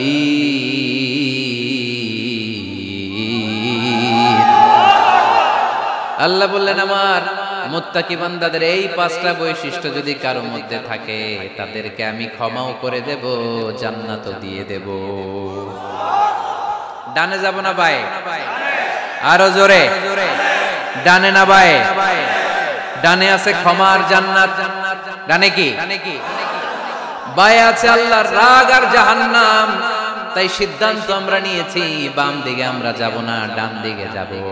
ডান দিকে গেলে ক্ষমাও পাওয়া যাবে, জান্নাত পাওয়া যাবে, কিন্তু কাজ করতে হবে কয়টা? 1 নাম্বার সুখে দুঃখে দান করা, 2 নাম্বার রাগকে নিয়ন্ত্রণ করা, 3 নাম্বার মানুষকে ক্ষমা করা, 4 নাম্বার ভুল হলে আল্লাহর কাছে তওবা করা, 5 নাম্বার ওই পাপের কাজ বারবার না করা। ভুল একবার হতে পারে, দুইবার হতে পারে, বারবার ভুল মুত্তাকিরা করে না। ঠিক কি না? এই পাঁচটা কাজ করলে মুত্তাকি বানাবে কে? মনে থাকবে? মনে থাকবে সবাই? যেই কোনো অবস্থায় একটু দেয়ার অভ্যেস করা যাবে? রাগটার একটু নিয়ন্ত্রণ করা যায় না? করা যাবে? আর অন্যের ব্যাপারে কোনো ক্ষোভ, হিংসা, বিদ্বেষ নিয়ে আমরা রাতে ঘুমোতে যেতে চাই না। ভুলে গেলাম আমরা। পারবেন তো? ভুল হলে ক্ষমা চাবো কার কাছে? যেই কাজের জন্য ক্ষমা চাইলাম জীবনে কোনোদিন আর ওই কাজ করব। আল্লাহ আমাদের সবাইকে কথাগুলো বুঝার ও আমল করার তৌফিক দান করুন। এই উঠছে কে দেখি? লক্ষ্মীপুরের লোক তো অনেক দুষ্ট দেখি। লক্ষ্মীপুরের লোক তো লক্ষ্মী হইতে হবে। এগুলো কি? প্রশ্নের জন্য আমার আলাদা দাওয়াত দিয়ে। এই প্রশ্নে আধা ঘন্টা লাগবে। যেটা বলছি এটা ফিনিশিং দেয় নাই তো এখনো, অর্ধেক ভুলে যাবে আপনার প্রশ্নের উত্তর শুনলে। মুত্তাকিদের বৈশিষ্ট্য কয়টা মনে থাকবে? ভাবিরে যে শোনাইতে পারবেন? পারাম মানে পারবো। তো এই পাঁচটা বৈশিষ্ট্য যদি থাকে তাহলে আমরা মুত্তাকি। তাহলে আমাদের জন্য ক্ষমা রেডি রাখবে কে? জান্নাত রেডি রাখবে কে? প্রথম গুণ আমি বলেছিলাম দান করব আমরা সুখে দুঃখে। রাগকে নিয়ন্ত্রণ করব 2 নাম্বার। মানুষকে ক্ষমা করে দেব 4 নাম্বার। ভুল হতে পারে, মাফ চাবো কার কাছে? কিন্তু ওই ভুল বারবার করব। মনে থাকবে সবার? আল্লাহ আমাদের সবাইকে কথাগুলো বুঝার ও আমল করার তৌফিক দান করুক। আমরা পড়ি আমিন। দীর্ঘক্ষণ আপনারা দাঁড়িয়ে বসে আজকের আলোচনা শুনে এই উঠতেছেন কেন? হ্যাঁ বসেন। আমি তো উঠি নাই। যারা আপনারা আজকের এই প্রোগ্রামটা সার্থক করলেন আমি শুকরিয়া জানাই। মিডিয়া কর্মী তোমরা যারা এসেছো তোমাদেরকে অন্তরের অন্তঃস্থল থেকে শুভেচ্ছা জানাই। মাহফিল কমিটি যারা অ্যারেঞ্জ করেছেন, আমাকে ইনভাইট করেছেন, শুকরিয়া জানাই। পর্দার অন্তরালে আমার মা বোনেরা যারা আজকে আমাদেরকে শুনলেন, আপনারাও একটু রাগ টাগ কমাবেন। এই ওয়াজ শুধু ভাইদের জন্য না, আমাদের বোনরাও মাঝে মাঝে রাগ করে ফেলে। ঠিক কিনা? বোনরা রাগ করলে বিপদ। রোজা রাখা লাগবে, রান্না বান্না করবে না। তো এই জন্য আপনারাও এই 5টা আমল শুধু পুরুষদের জন্য না, নারীদের জন্য। তো এই জন্য আমরা সবাই জন্য এগুলোর উপর আমল করি, একটা সুখী সমৃদ্ধ বাংলাদেশ গড়ি। স্থানীয় প্রশাসনের বাইরে যারা আছেন আজকের প্রোগ্রামের ব্যাপারে সহযোগিতা করেছেন, শুকরিয়া। জনপ্রতিনিধি যারা আছেন তাদেরকে শুকরিয়া। আপনারা সবাই ভালো থাকেন, সুস্থ থাকেন, সুন্দর থাকেন। দোয়া করে দিন। আবারও কিসের ইংলিশের না? এতক্ষণ কি শুনছো?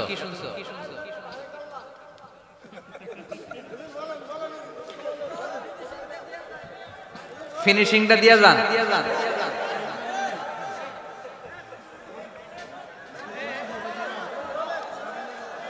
He was Muhammad sallallahu alayhi wa sallam.